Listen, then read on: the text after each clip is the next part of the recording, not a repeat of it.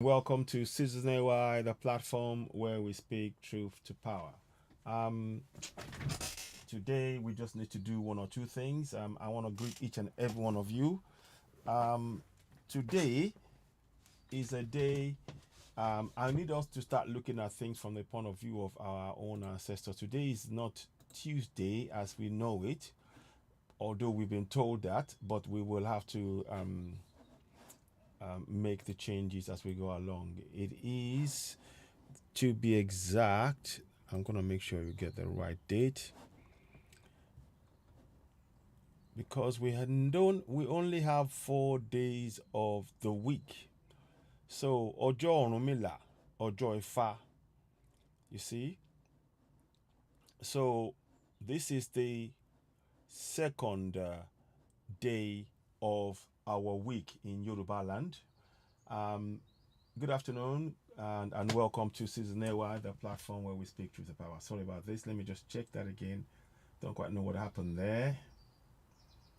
I did put it up, but I don't know what happened. 1 second, please. I may have to.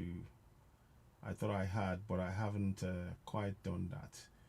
Okay, don't worry. We will keep the back screen as it is. Apologies for that. Let me see. Can I make any change? Will you let me change it? Is it something I can change on here? More? Let's have a look. Let me just 1 second. No. Okay.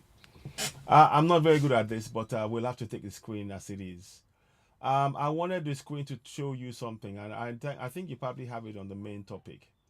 And the main topic, I don't know why it's not letting me do that. No, the main topic is what I will read to you. But let me just quickly make a change. Those of you that are on YouTube, welcome on board. Subscribe to Season AY. Today is a Tuesday, of course, so which in English, but in our language it isn't Tuesday, and we need to really begin to embrace who we are. Um, what those days are European days, and that's fine. That's not a problem with that. I'm gonna be using those days as I see it. You know, I want to use it just like my ancestors said it should be, and I don't want to use anything else. So let me just make sure I put this here, paste. So now I'll put it in bracket Tuesday, yeah. So we know it's the day. The Gregorian calendar day is a Tuesday for them, but us, we must use our own uh, ancestral uh, days. It's very, very important. Very, very important. You know, and we need to know um, all of these things. So, of course, today is the 2nd of April. Now, many of you would have seen us talk about April now. And we all know where April Fool Day came from. We all know where April Fool Day came from.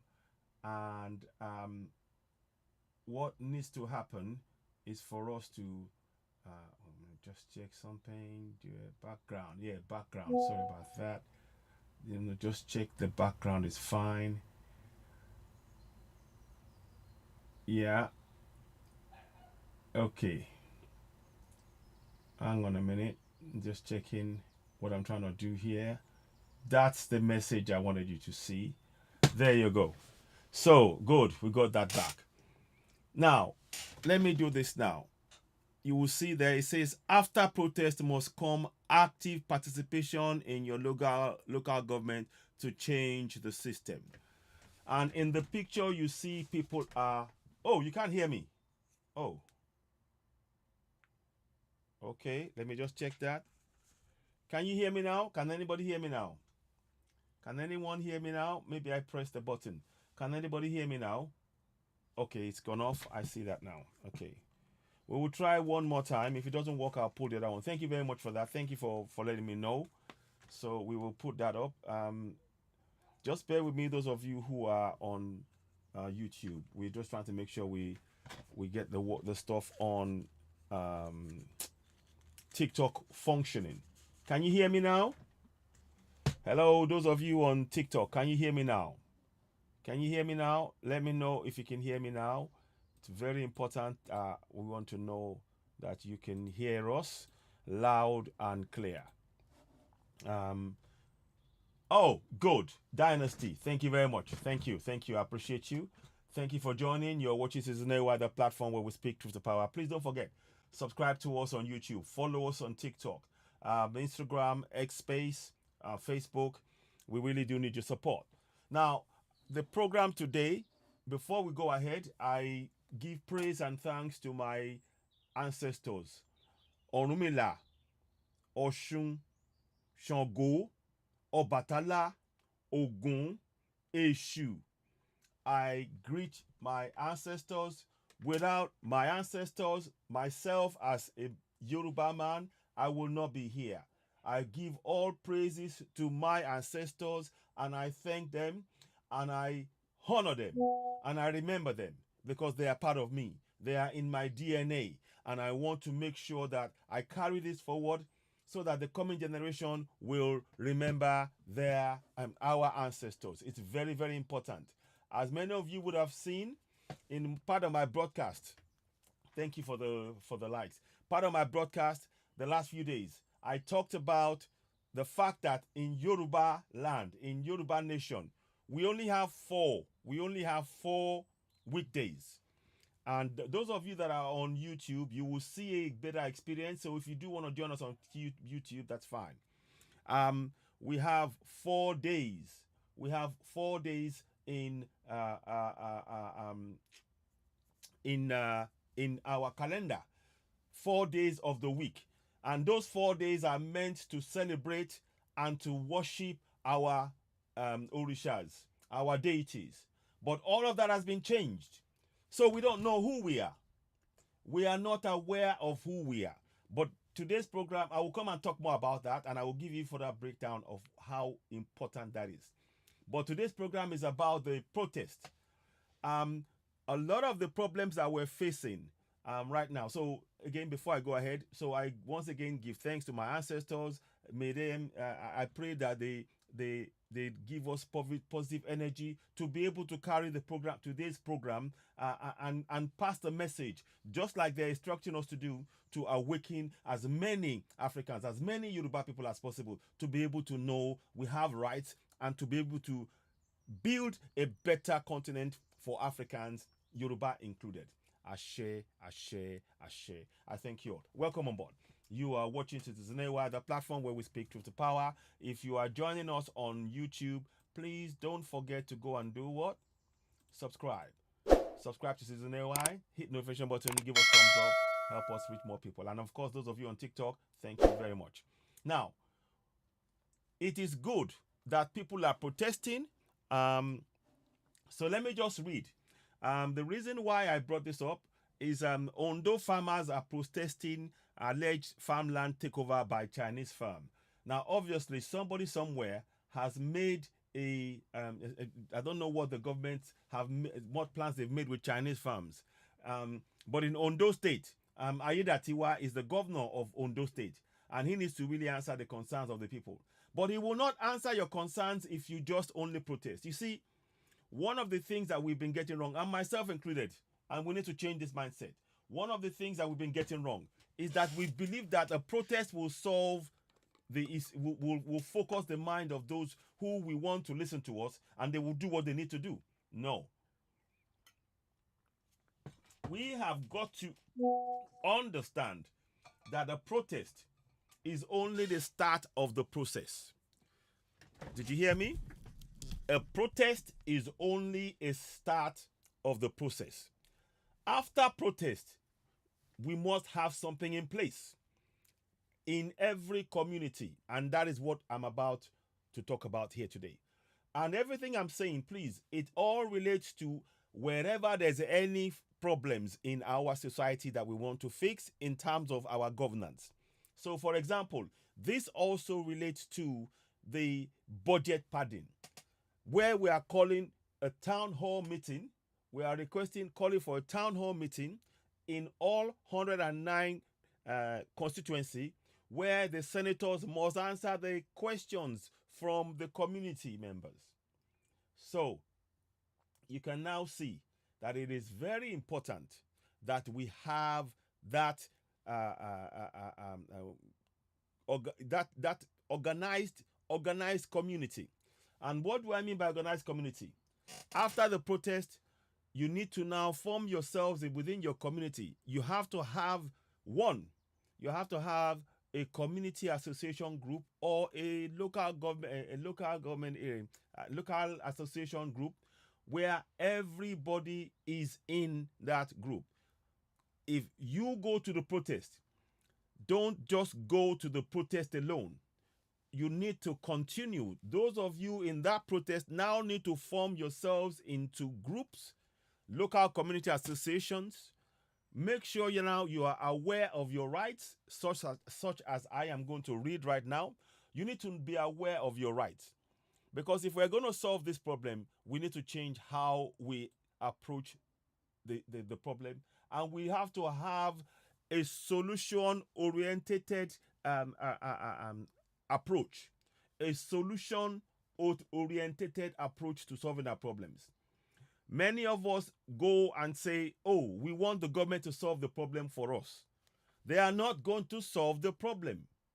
That's why I said protest is the first rung of the ladder. It's like you're going on a ladder. You take the first step, and many of us are stopped on the protest and believe that when you protest, you solve the problem. No. The next step after that is to gather yourselves together in your communities. And I am saying this specifically because we need our communities. Oh, the screen has frozen. Can you hear me? Oh, gosh. Oh, man. I am so sorry. I don't know what's going on today. Can you hear me? Can anybody hear me? Can anybody hear me? Oh, I'm going to have some problems on TikTok today. I just want to know. If you can hear me on TikTok, do let me know. Because this is very important. Can you hear me on TikTok? Hello, TikTok. Can you hear? Let me just check what's going on there. 1 second. Let me just see. TP link. It is on. So I may have to use the other. I'll switch if it doesn't work. Let me see. Let me test it this way. Let me test it this way. If it's not going to do that, let me just switch off Bluetooth, not Bluetooth.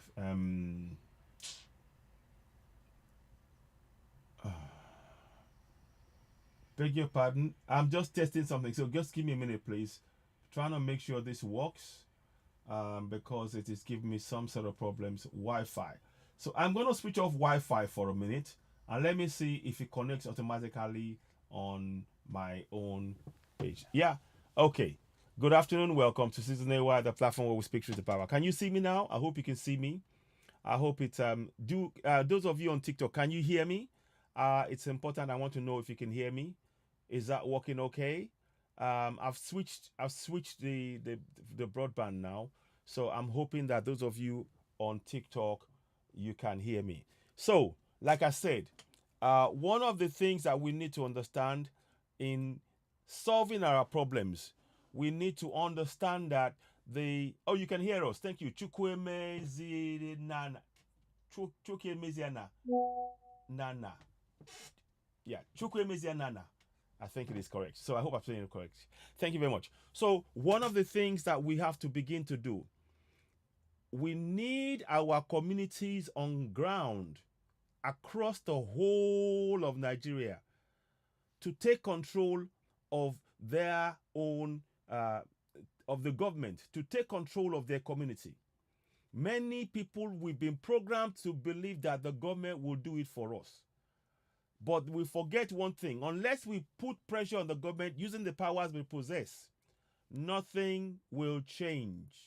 Nothing will change. And we are trying to change your mindset.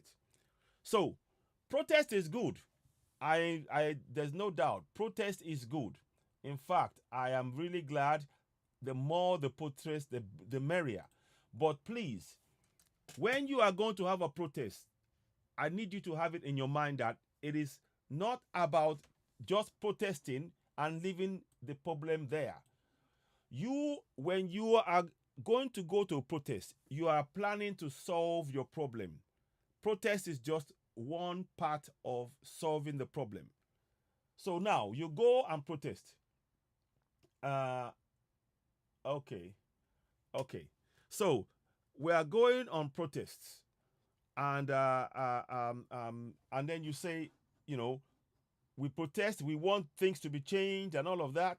And you now, 1 second, please. Give me 1 second. So you call yourselves together. For example, they've gone to protest now. The farmers have gone to protest because the Chinese somehow are taking over their land. They are going to protest. Hi, Ekwa. Thank you very much. Welcome on board. They're going to protest. That's great. But if you protest, do you think your government will listen to you when you just protest? After you protest, do you think so? Do you think so? 1 second, please. 1 second. Give me a minute, please. We'll call you. So let me just answer this person quickly. 1 second. So do you think when you protest that the government will hear you? It's good to protest. Don't get me wrong. It's good to protest. And we must protest. It is part of what we need. We need that protest because it registers our displeasure with what is going on. But further, beyond the protest, we now need to make sure that the government will say, we've heard you, and then you will go away. I want you to know that the government wants you to protest and go away. And the big difference now is this. They want you to go away and forget that you protest and forget what you protested about. They want you to believe that they are doing what you want, but they're not.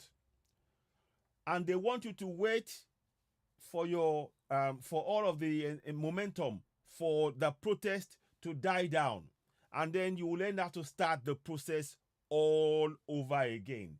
So after a few months, you've been protesting, you are upset, you are not happy and everything else, you suddenly go, I'm not happy. Then another protest. So can you see, this is what we are doing. This is what we are all doing when we say, let's go and protest. Let's go and protest. Protest is it's like you're taking a first step on the ladder. If you don't take the next step in the ladder, you won't get what you want, which is good roads, water, light, schools, bridges, healthcare, safety, and authority. Now, those of you who are watching me on YouTube right now, you will see what I have on the screen. And we need to, when you are going to protest, please, particularly in Nigeria, you need to know these two sections of the Nigerian Constitution, because that is your right. It is your power. So Section 14(2)(a) states, sovereignty belongs to the people of Nigeria, from whom the government, through this Constitution, derives all its powers and authority. What does that mean? It means that you have the power to demand questions from your government. You have the power. So that's what I'm telling you now. You have the power to hold your government to account. But more to the point, 14(2)(c) states, and this is the real power that I want you to know of, the participation by the people in their government shall be ensured in accordance with the provisions of the Constitution. Please hear me now. Hear me very well and understand this. To protest is not participation in your government. To protest is not participation in your government. Because you can protest and the government will just say, we heard your protest, and you won't do anything. They won't do anything about it. Now, it is what you do after the protest that now determines whether or not you are participating in your government. Are you listening to me? It is what you do after the protest that determines whether or not you are participating in your governance. If you protest, don't forget, protest is one step, just one step in the process. You need to take several steps. After protest, You organize yourselves. Again, keep in mind, be aware of section 14.2 and 14.2c, like I stated. And encourage everybody to know about that 14.2a and 14.2c. Encourage as many people to know about 14.2a and 14.2c, because that's the power we need. Now, when you go to the protest, the government will say, we've heard you, like the women have done here. And that's good. The farmers, so the Ondo State farmers protest alleged farmland takeover by Chinese farm.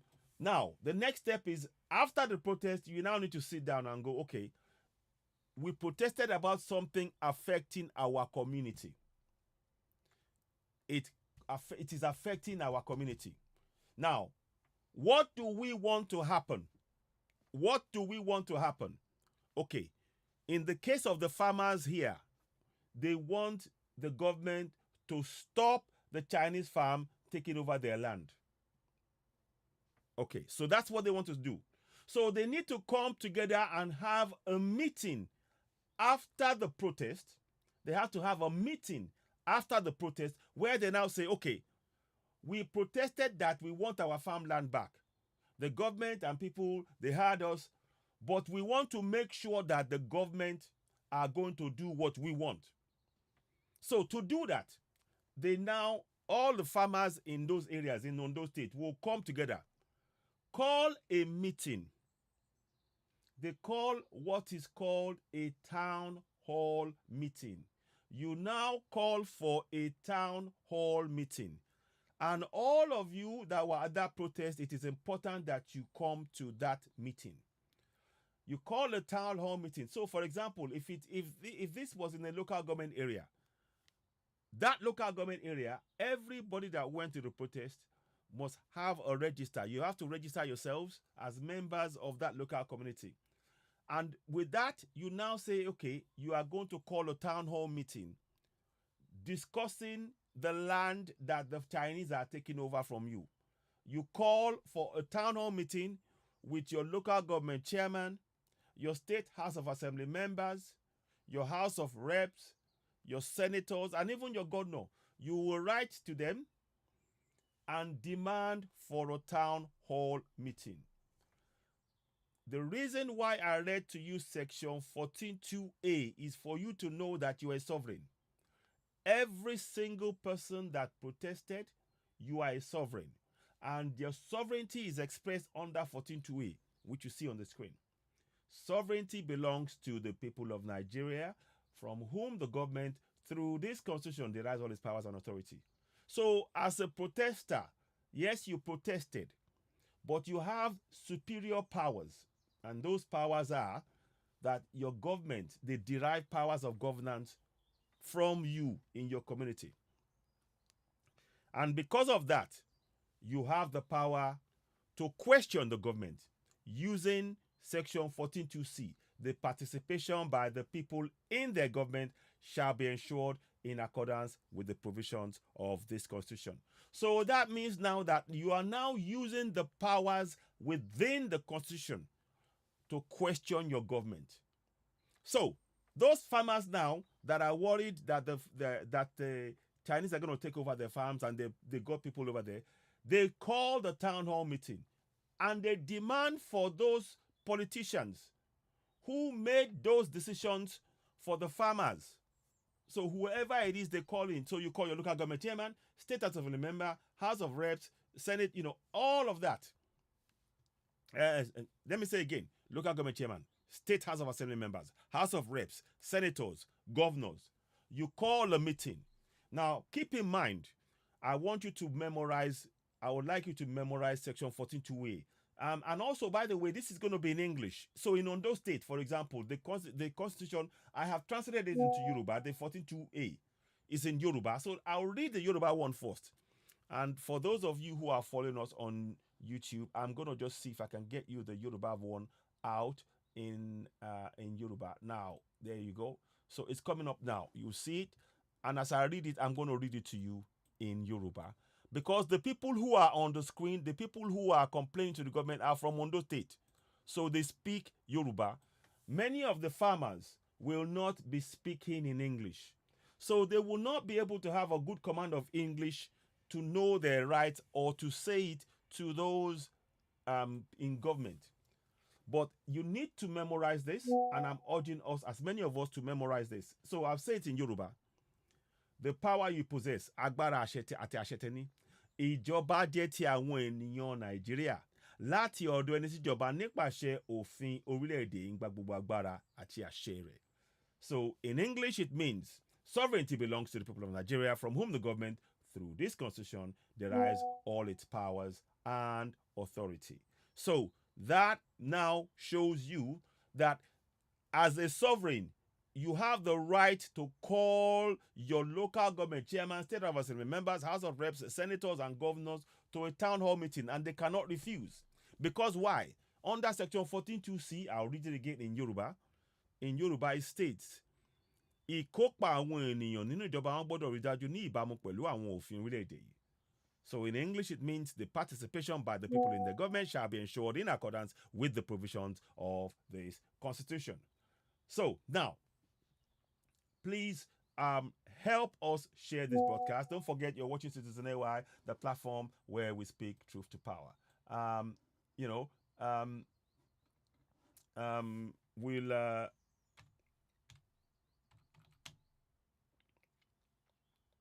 one second.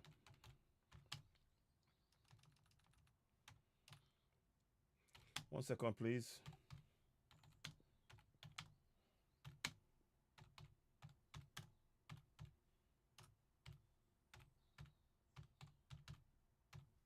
Okay, so, all right, so that's done. So now, what we need to do now is to make sure that you know your powers in your local languages.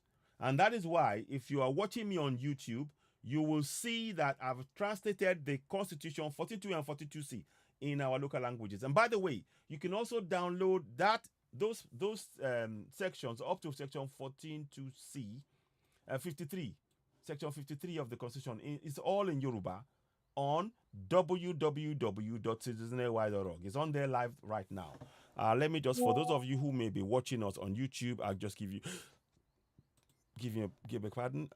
I will show you where it is so you can have access to that directly, and I will show you how you can access that. So go to the website, click on Call Us, and in there, just scroll downwards and you will see the section under the logo for Citizen AY. You will see the fraudulent 1999 Constitution, and it is deliberate that I called it fraudulent because it's not working, but there are things that we can use within it. And in fact, it is only through our participation that we will make it work and change it to suit our needs until such a time where we decide via a referendum if we want to stay together or go separately. But in the meantime, we need to participate in the process. So now, so those of you watching on YouTube, just go down. Sorry about that. So that's the Nigerian Constitution right there. So in English. Now let's go and look at the one in Sweden. What am I talking about? In Yoruba. Here we go. So it will finish the Yoruba. So you will see it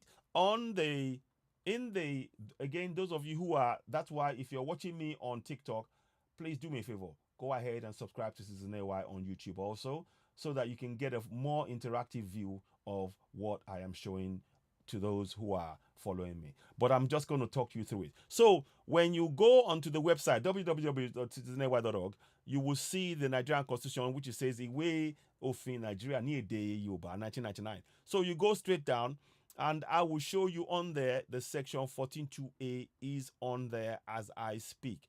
And it is in Yoruba language. So you have it there. I'm just going to highlight it so that people who are on screen can follow me. So 14.2a and 14.2c, that's what you need to do. So now the reason why I keep reiterating about section 14.2c is that section 14.2c gives you the power to question those in government. Section 14.2c in Yoruba, ìjọba jẹ́ ti àwọn ènìyàn Nàìjíríà láti ọ̀dọ̀ ní tìjọba nípasẹ̀ òfin orílẹ̀-èdè ń gba gbogbo agbára àti àṣẹ rẹ̀. The participation by the people in the government shall be ensured in accordance with the provisions of this constitution. That is 14.2c. And that is a very powerful piece of information that I want us to share in our local languages for our people to know they have power. Because when people go to protest, they don't understand that aside from the protest, they have further powers that they can use. And like I said, protest is the first step in the process. Going to protest is good, but it's only a first step. The next step is to organize yourself within your communities, such as I've said now. Organize yourselves into groups. And in those groups, you will now call for a town hall meeting. So in the case of the farmers now, they will call a town hall meeting where they will call the local government chairman, the state house of assembly member, the House of Reps, the senators, and the governor to come to the meeting, and they all have to be there. And the local community association or the state association will nominate people to talk on subjects. In this case, it's easy because you are talking about farming. So you choose one of you that can speak on your behalf in your own dialect to all of the the government officials, your state government officials, your local government, state house of assembly member, House of Reps, senators, and governor. So you would nominate someone to speak for them. So when the meeting convenes, you now read to them the first section, 14.2a. You read that to them. I'm going to show you again. I know it offhand, but just for the purposes of making it easier, you read section 14.2a to the Chika. Good afternoon. Welcome, my sister. I don't know if you want to join me. If you want to join me, you're welcome. I'll throw you an invite. And I'll throw anybody who wants to come, you're welcome. I'll send, and we can talk about this. So now, once they are at the meeting, you need to read section 14.2a to all of them. You need to read it to the politicians, appointed or elected politicians. You need to read it to them before the meeting starts to remind them of their role, to remind them that they should remember what they are supposed to do. They are there to serve the community. So, you will read it. I'm going to read it in Yoruba. It goes like this. Ìjọba jẹ́ ti àwọn ènìyàn Nàìjíríà láti ọ̀dọ̀ ní tìjọba nípasẹ̀ òfin orílẹ̀-èdè gbogbo agbára àti àṣẹ rẹ̀. So in English it means sovereignty belongs to the people of Nigeria, from whom the government through this constitution derives all its powers and authority. So you read that to them, to the local government chairman, the state house of assembly members, the House of Reps, the senators, the governors. You read that to them to remind them that they are there to serve you as a sovereign collectively. You see, all of you who are at the protest now, you are now standing together as sovereigns. When you go to the protest, you are going as having individual concerns that you need addressed. Now, when you are going to call the government to answer your questions and provide solutions and answer and listen to your solutions to your problems, now you need to exercise the powers of sovereignty. That is why what I said is that going to a protest is the first step in solving your problem. And always when you go to protest, you need to make sure in your mind you have a solution for the problem you face already. What you are doing in the protest is to raise alarm to make sure it is in the consciousness of the government. Now, as soon as the protest is over, you take the next step. The next step is to prepare yourselves in your community to now go to your local government chairman, state house of assembly members, House of Reps, the senators, and say, we have a solution to the problem of Chinese firms taking over our land.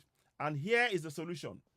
We are asking you as our representative to explain why is it the Chinese firm is in our land. What did you sign? We need to see documents that you signed. Who did you sign it for? How much was involved?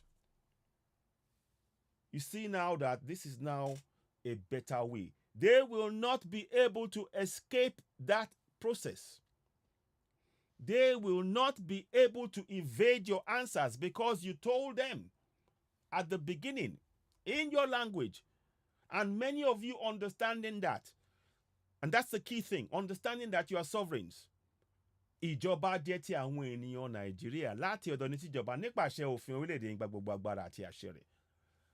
That power, when the governors, when the local government chairman, the state assembly members, the House of Reps, the senator, the governor, when they are sitting down and looking at you in the eye, knowing that you know your rights, you know that you're a citizen and they have to answer you, they are going to be uncomfortable on their seats. And you have to make sure that that meeting, the town hall meeting, is compulsory. So those who went to the Ondo farmers protest, this is the process they have to go through. Protest is only the first step in the process. The next step is to gather yourself together within your communities and use the powers that you see on the screen on YouTube. Those of you following us on YouTube, please subscribe to Citizen AY on YouTube and also follow us on TikTok. We are grateful for your support. You are, of course, watching Citizen AY, the platform where we speak truth to power. Help us grow the platform. We really do appreciate you. And if you do give us give us stars and things. Those of you who have given us stars, thank you very much. And in gifts we welcome gifts as well. And also like the comment, share the page. Let it reach as many people as possible. Feel free to share it because this is what we need to do in our communities. We must stop just shouting. We have to stop just shouting. The government is not doing. The government is not doing. When we put ourselves into the position of sovereigns that we are and tell the government the laws within the constitution, they will have no choice but to comply. It's not going to be easy when you start this. It is not going to be easy when we start this process. A lot of people will kick back. They will try and make things difficult. But if we do not start doing this in our communities, there is no way out. There is no other way out. We will continue to face the same problems. So, number one, protest for whatever it is that you want to protest. As soon as the protest is over, organize yourselves into your local community associations. Encourage everybody to be members of the local community association or the state association. We have to be members because the more of us, when we now and have yourselves local community association. So whatever local community you are, we're the state of Ugeli Local Community Association. Now, when you have your numbers, keep records of as many of you as you have. You may have, I don't know, or Ibadan local government area, I don't know, whatever local government area, Koshofe local government area, that kind of thing. I'm just giving examples. So you now, as an association with problems in that area, you have the right to write to your local government chairman, state House of Assembly members, House of Reps, senators, local and governors to now come to a mandatory meeting. They have to. It's compulsory for them to come to the meeting. Compulsory. And this is what we must do. Now, when you are at that meeting, you've read to them section 14.2a. And you are reading it in your language to let them know that they cannot excuse it. In your language, in this case in Yoruba, I will transfer it. I will show it to the people who are on the YouTube. If you want to see a better experience, join us on YouTube, of course. So, in YouTube, it says, ìjọba jẹ́ ti àwọn ènìyàn Nàìjíríà láti ọ̀dọ̀ ní tìjọba nípasẹ̀ òfin orílẹ̀-èdè gbogbo agbára àti àṣẹ rẹ̀. Which loosely in English means, again, I will switch it over for those who may not understand Yoruba. I'll switch it to the English one And it says here, sovereignty belongs to the people of Nigeria, from whom the government, through this constitution, derives all its powers and authority. Now, the reason I'm doing that is because when you say that, and you are all in the room, the local government chairman, the state House of Assembly member, the House of Rep, the senator, and the governor, they will not be able to escape.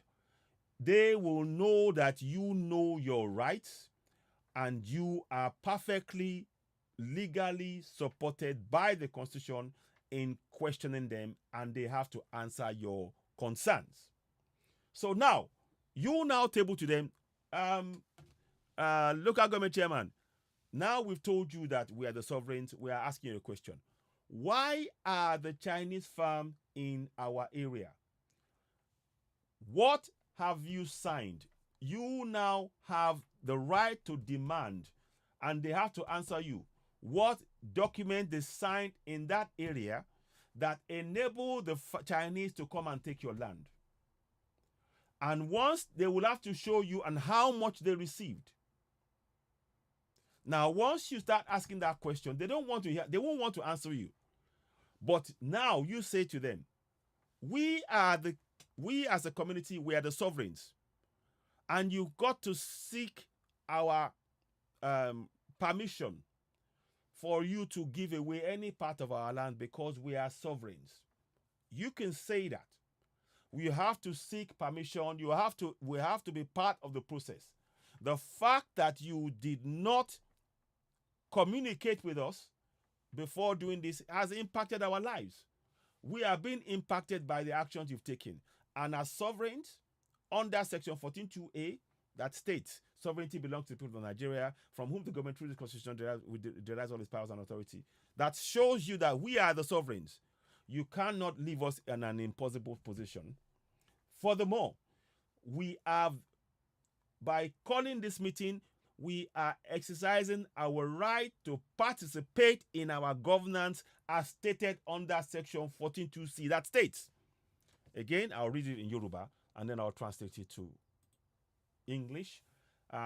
Ìjọba jẹ́ ti àwọn ìkópa àwọn ènìyàn nínú ìjọba wọn gbọ́dọ̀ rí dájú ní ìbámu pẹ̀lú àwọn òfin orílẹ̀-èdè yìí.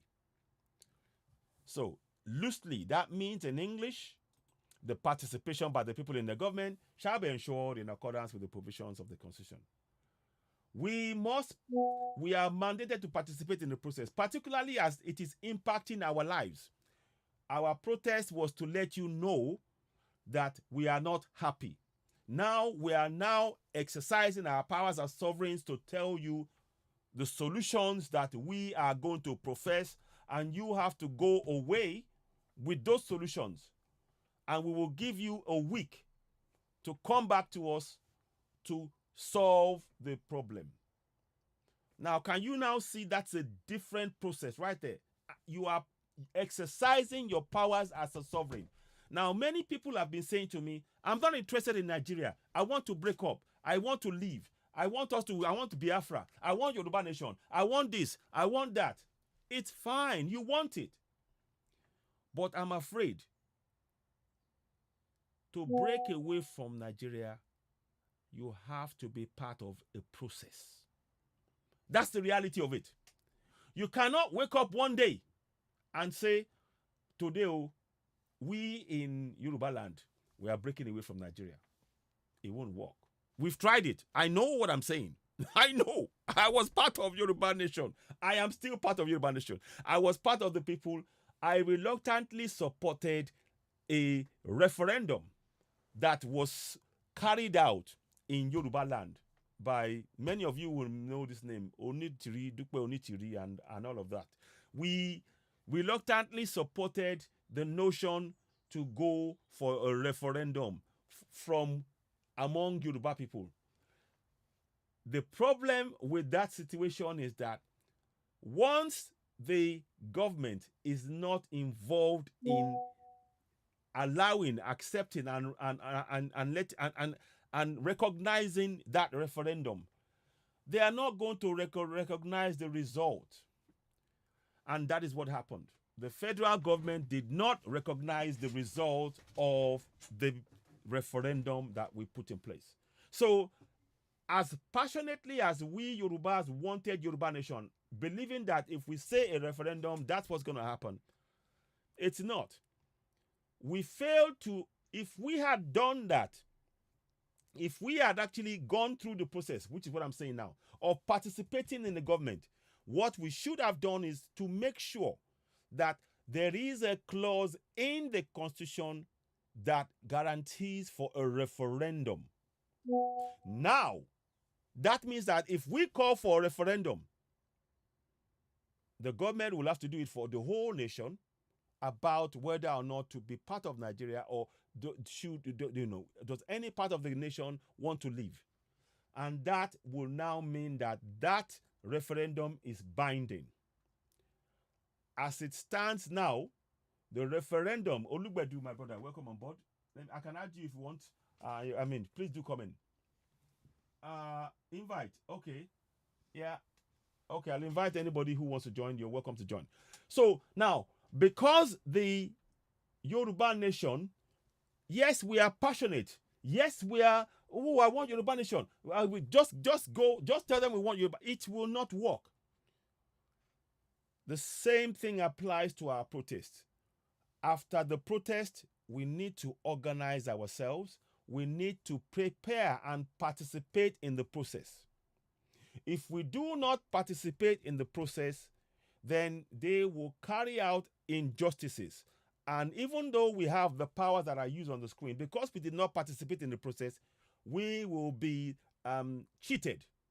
And that is what I am trying to hopefully encourage every part of the community. I know we don't want Nigeria. I know we want Nigeria to break.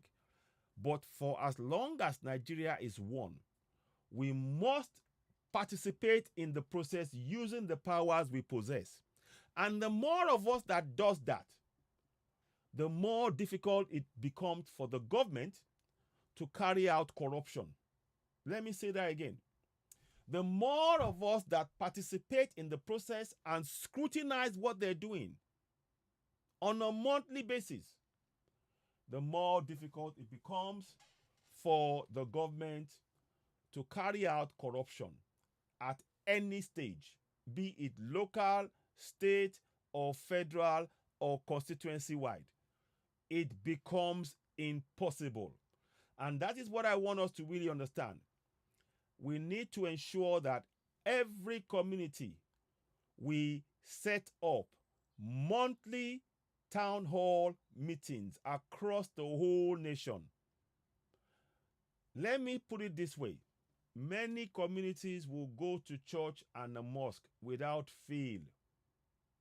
You have the time. You go to the church and the mosque without fail. Please, I want to know, has those churches and mosques, have they solved your problem in your community? Despite the amount of hours that you have put into those churches and the mosque, despite the amount of money you have given to the church and the mosque, has it solved your problem in your community? Has it? Has it solved your problem? That's the question I am asking. We need to think about where we are putting our energy. I'm afraid to say the church and the mosque, they are working for the government. We found out recently that part of the budget, constituency budget, that Akwa Ibom North got, Senate President, was to build a church hall. To build a church hall. So government money is being used to build a religion, to build a building that caters for a religion. But the same government will not provide money for you to have security, road, water, light, schools, bridges, healthcare, safety, security, and so on. And the government will continue to do so until you participate in the process. I'd sooner be out of Nigeria. I'd sooner be out of Nigeria and running Yoruba Nation. But I have to be very, very clear with you. We cannot break from Nigeria. to break from Nigeria requires a process. And we cannot seriously be talking about breaking Nigeria up by way of wars and all of that. It's not going to work. What are you going to use to fight? Do you have all of the, and what is the bloodshed that's going to be spilled? The best way we can do this is to kill two birds with one stone. Kill two birds with one stone. Number one, begin to participate in the system. Begin to participate. And at this point, I would say every community should be having monthly town hall meetings. You need to take away the time that you're spending in those churches and those mosques. Put that time in investing in scrutinizing what your government are doing every month. If you do that, I guarantee you the light you want in your community, they will fix it because you are watching them, you are monitoring them. The school you want for your children in your community, it will come because you're watching them, you're monitoring them. The water that you want in your community, the pipe-borne water, it will come because you are watching the government. You see, now you are solving your problems. I hope that makes sense. You are now solving your problems. It doesn't look like that right now because I'm talking to you. People will think I'm talking nonsense right now. But I'm telling you, to have good governance, we, the people, we are the overall overseer. We are the general overseer of our government. And the government have programmed us to never exercise that role of overseeing our government. If we want to change anything, even if we want to break free, it starts with participating in the government. Because when we now begin to participate, you can tell your local government chairman, state house of assembly members, house of reps, senators, and governors, we want to break free. When you go to the state house of assembly, tell them that we need to pass laws to allow the people in my community to have a referendum. You see, that's different now.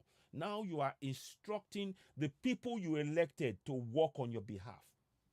You see why we must participate? It's not by fight. We must participate in this process. And just wishing for us to have Yoruba Nation one day will not bring it to life. It requires work. And the work is that we have to participate in a process. Even though we do not like that process, and we don't like it because it's not functioning. But guess what? If we start participating in that process, it will work just enough for us to get what we need. And then once we start getting what we need, we can either perfect that system or decide to break it up into a more suitable system that we want, i.e., go for our separate nations. But the option to just break away without being part of a process is non-existent. I want everybody who is watching this to understand that if you are not attending monthly town hall meetings in your community, you can pray all you like. You can fast all you like. You won't get that water that you want in your tap from the pipe in your local area. You won't get that school. You won't get that road. You won't get that hospital. You won't get any of it. Because you are not participating in your governance, and you are required. You see, without you participating in government, overseeing them on a monthly basis, nothing will work. This is the bitter truth. The bitter truth. People may not like what I'm going to say, what I'm saying, but we need to understand it. And at this point, I want to urge you all, you can demand in your local community area, if you are an Igbo-speaking community, or Yoruba, or Igbo, or Hausa, or Efik, there is a section, I think is 97. Let me just bring that up. 1 second. Where you can pressure you can demand from your local government that they write the laws of the constitution in your language. Look, I'm telling you, I kid you not, I'll show you. I'm going to show you. Those of you who are on TikTok, you won't be able to see this, but I will. Those of you who are on Facebook, you can see it. Subscribe to Citizen Ewa on YouTube, hit notification button, and of course, subscribe and share the broadcast. I hope as you're watching it, share it to as many people as you can. Section 97, let's bring it up. So, those of you who are watching on YouTube, but I'll read it out to you on TikTok. Now, on TikTok, Section 97 of the Nigerian Constitution states, the business of a House of Assembly shall be conducted in English. Listen, but the House may, in addition to English, conduct the business of the House in one or more other languages spoken in the state as the House may by resolution approve. What does that mean? It means that you can instruct your local government chairman, your state, in fact, you can instruct your state House of Assembly member for your state that your community demands for the Constitution and the deliberations of the state House of Assembly in your local language. That's the power that you have. That's the power that you have. And we need to teach our people about this. Now, if you have the Constitution in your local language, it solves a lot of problems. One, when you talk about the Constitution in Yoruba, for example, or in Igbo, the market women will know what their rights are in the Constitution. The farmer will know what his rights are in the Constitution. The vulcanizer, the going seller, or everybody will be aware in their local language. And it actually gives us a way to hold them to account because we are speaking to them in our local languages. All of these are very, very important steps that we need to take. I'm just showing you roughly the things that you can do. And I also want to touch on something.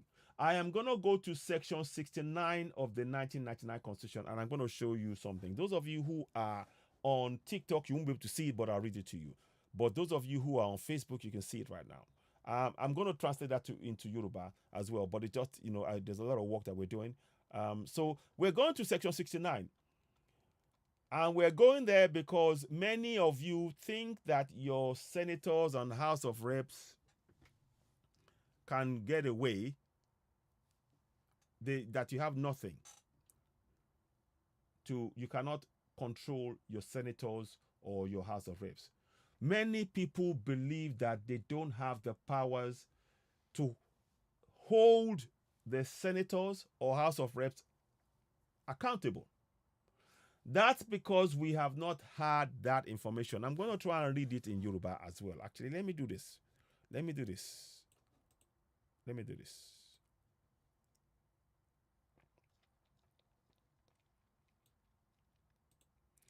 Give me a minute, please. I'm just going to do something here quickly.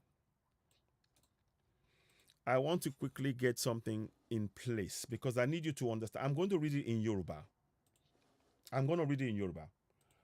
The translation. So just give me a minute. You will see it on the screen here.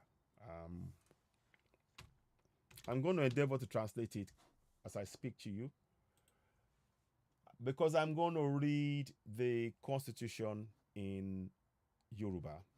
I'm going to read it in Yoruba. And I'm going to read section 69. So let me just put this here. I'm going to try and do a few things. A second. Okay. I think we're close. Let me see.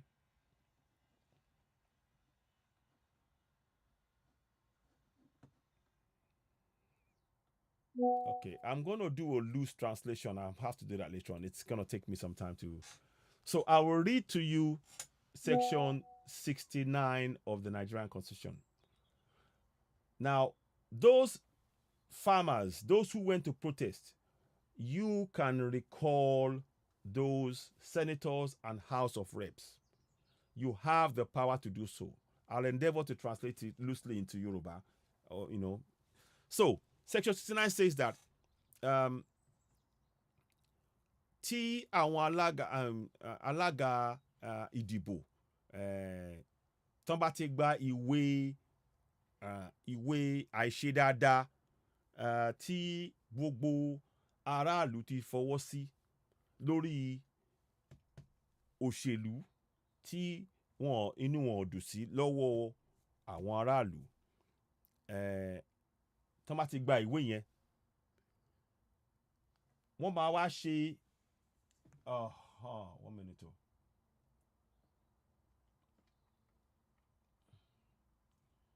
Kí ló dé báyìí náà?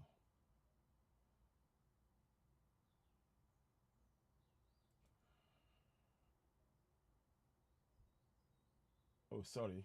Okay, that's what I meant to do.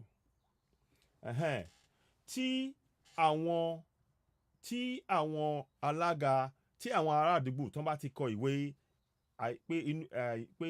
ìwé àìṣedáadáa fi ẹjọ́ òṣèlú àdúgbò wọn sùn, tí àwọn alága ìdìbò bá ti rí ìwé yẹn, wọ́n á wá ṣe n tẹ́ ń pè ní referendum. Ṣé ń gbọ́? Wọ́n á ṣe n tán ń pè ní referendum. Nínú referendum yẹn, ẹ wá dìbò. Wọ́n máa kọ́kọ́ lé arákùnrin yẹn kúrò, tán bá ti wá lé kúrò, wọ́n wá ṣe ìdìbò míì fún ẹlòmíì tó máa wọ ipò yẹn. So basically, I'm just translating the power you have in your local language as to remove your senator and House of Reps. So let's read it in English. In English, it states, Section 69, and this is what I need us all to know. Unless we begin to participate in the process, even though we don't like it, we will not have any improvement in our governance. And I want to encourage every one of us to begin to encourage every community to participate. We must have monthly meetings. We are spending, you could spend, many of these people, I haven't got time, I don't want to do this, but they will spend every month, every week, every month, every year in a church and in a mosque, but they won't have time for what is going to improve their lives. We need to change our mindset. I know truth is bitter, but we have to change our mindset. If you have the time to be going and spending night vigil in the church, to be going to the mosque and going fasting and all of that, you have the time to ensure that the road you want in your community, you invest the time collectively, exercising your powers to make sure that that road is built. And you can also exercise that same power to recall your senators and House of Reps. You in your community, you have the power to recall your senator and House of Reps. You don't have to wait for anybody, but you need to be participating on a weekly basis in your local government area, having regular meetings, because that is how you will get roads, water, light, schools, bridges, safety, security. And because as soon as you start doing that, none of the senators or House of, they will never dare try sign contracts behind your back, because they know that you can recall them. Now, let me read to you the recall powers you possess under Section 69 of the Constitution.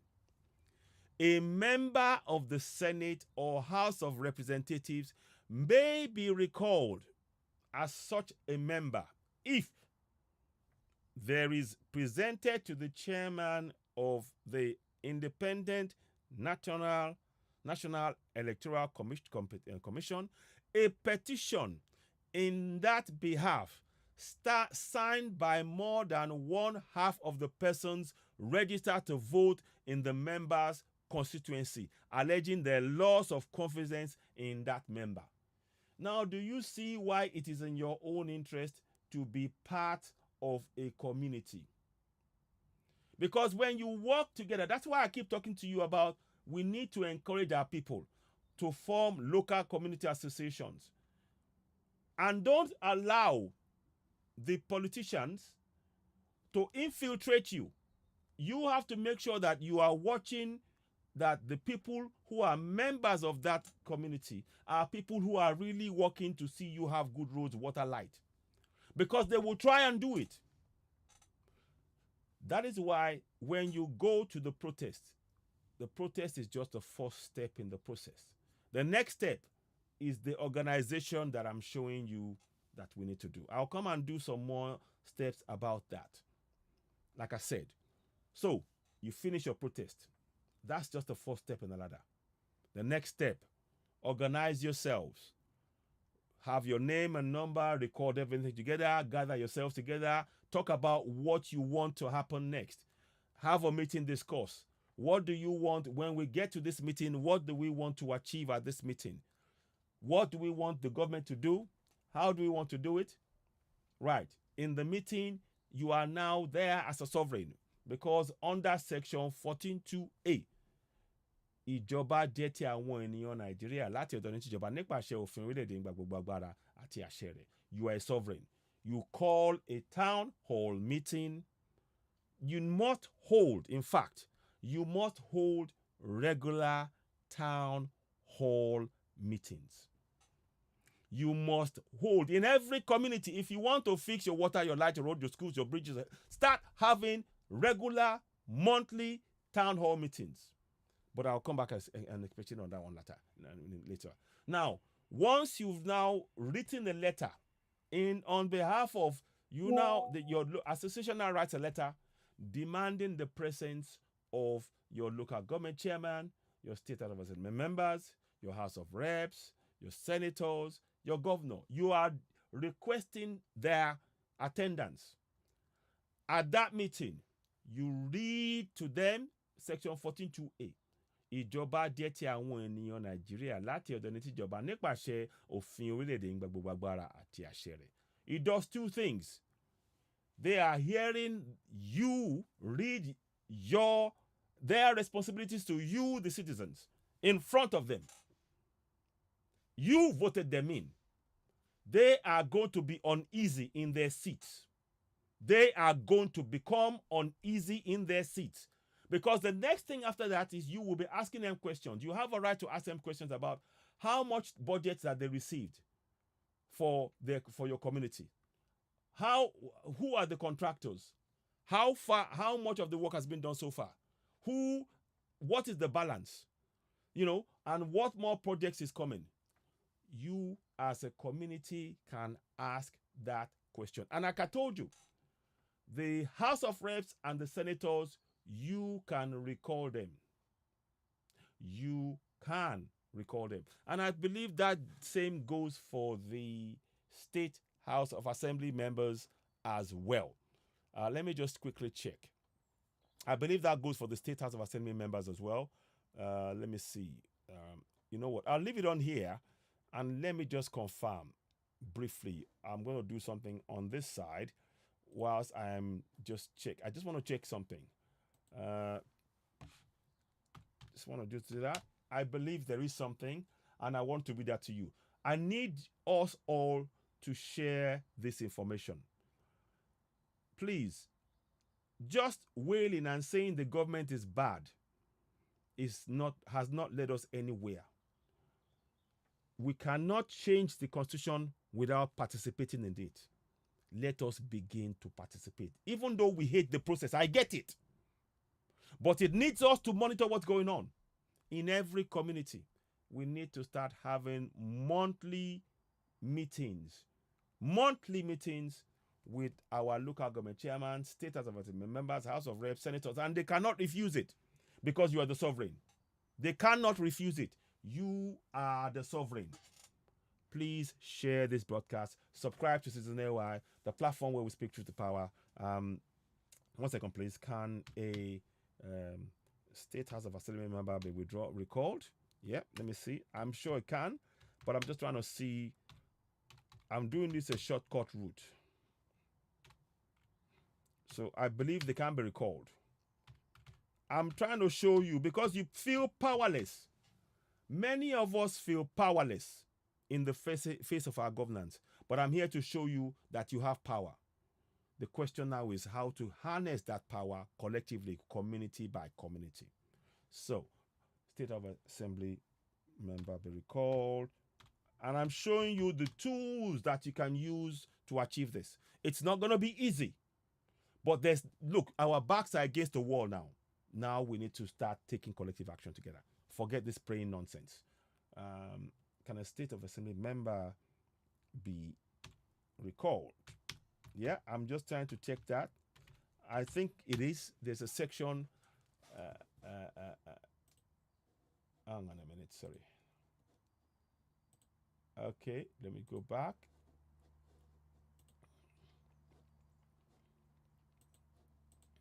In Nigeria. So, let me just see what it says. Yeah. 1 second, please. Let me just see. Okay. So I think, don't quote me on this. I'm trying to work it out. I think you can. I think you can recall your local government and your state House of Assembly member as well. Yeah, I believe you can do that. So let me just see. I just want to just check something quickly. Just give me a minute, please. Give me a minute, guys. Oh, it's kind of a bit warm in here. What did I do? Didn't do that. Okay. Let me just have a drink of water. 1 second, please.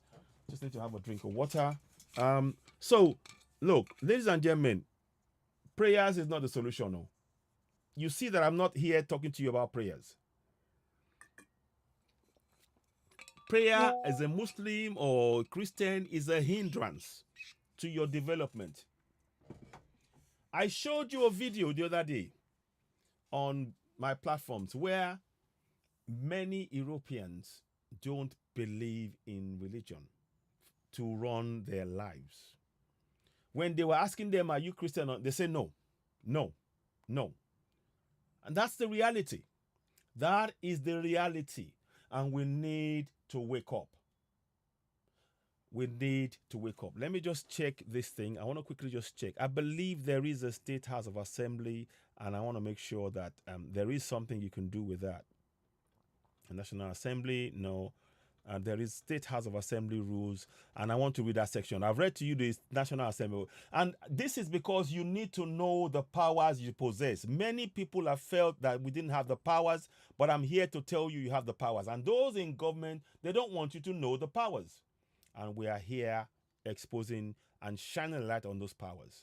And you need to come together as a community, sovereigns, and exercise those powers fearlessly. Fearlessly.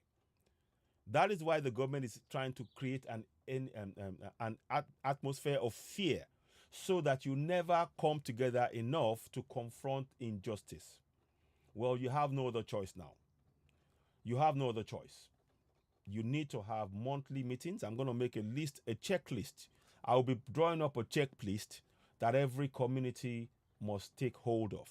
If you are not, to go and do the checklist, if you're not doing anything on any of those things on the checklist, then don't be surprised that your community is impoverished. It is that simple.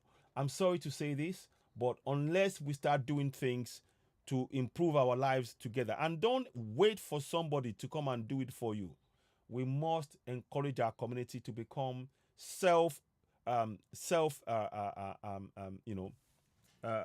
propelling.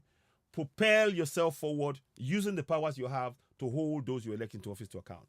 Let me see. Yeah, there is a procedure here. So let me. I think it's. I'm just getting there now. So that was 69. Okay, let me see. Prescribed by law. Okay, let me see. I'm trying to see the recall powers. So I'm trying to show you this so that we can begin to take serious collective action and hold our governors to account. Okay. Nominate. Recall. Let me see.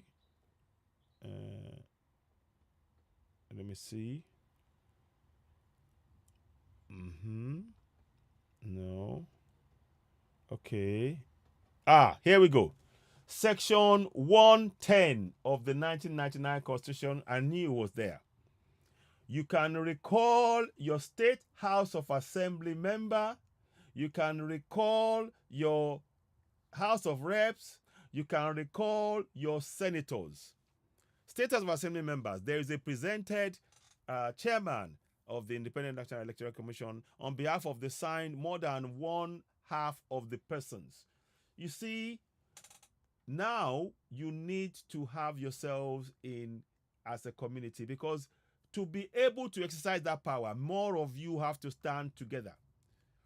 They want to keep you divided so that you never exercise your powers. You see why you need to have a local community association and have monthly meetings. The time for going to church and the mosque and thinking that that's going to solve your problem, I hope you know that time is over. That time is over. It's dead and buried. If you want good roads, you're going to have monthly meetings, questioning your government officials. I'm giving you the powers that you can use to recall them. So now we know you can recall your State House of Assembly members in the same process. More than half of you in the community will sign a petition. Once you sign the petition, he will be recalled and an election will be called up for them to be replaced. But you need to continue to have monthly meetings, monthly town hall meetings. We need to change how we do things. I'm not interested in what the government is doing. I'm interested in what we are doing in our community to exercise our powers. If our community is not exercising our powers to hold our governors to account, then we can't complain. Then I'm afraid whatever comes our way, we'll have to accept, because we must encourage ourselves. And this is why we're trying to tell you, you can demand for the powers in your own local language, but it requires collective effort. Collective effort. Collective effort. We have to change our mindset. My people, we have to change our mindset. I'm not interested in complaining. I'm interested in providing solutions. And this right here is a solution. So let me read to you. So you already know now. You can recall your State House of Assembly member. You can recall your House of Reps. You can recall your senators. Now let's see. I'm going to look at the local government chairman. I'm just trying to find out if there is a venue. But the local government chairman is not, they are assigned to, so they're not here. But even that, you can, and through pressure, make sure that he leaves. Because many of you can come together and say, we're not happy with what he's doing. He's not providing answers, and that can affect the change. You can certainly, by the Constitution, recall your State House of Assembly members, Section 1110. You can see it on the screen. You can recall them. Every community must become active participants in their governance. If you are just waiting and say they tell you to vote and that is you doing your job as a citizen, you're fooling yourself. You're fooling yourself. So I hope today's program has been something that opens and shines a light on what we need to do. I hope we've learned something valuable in this.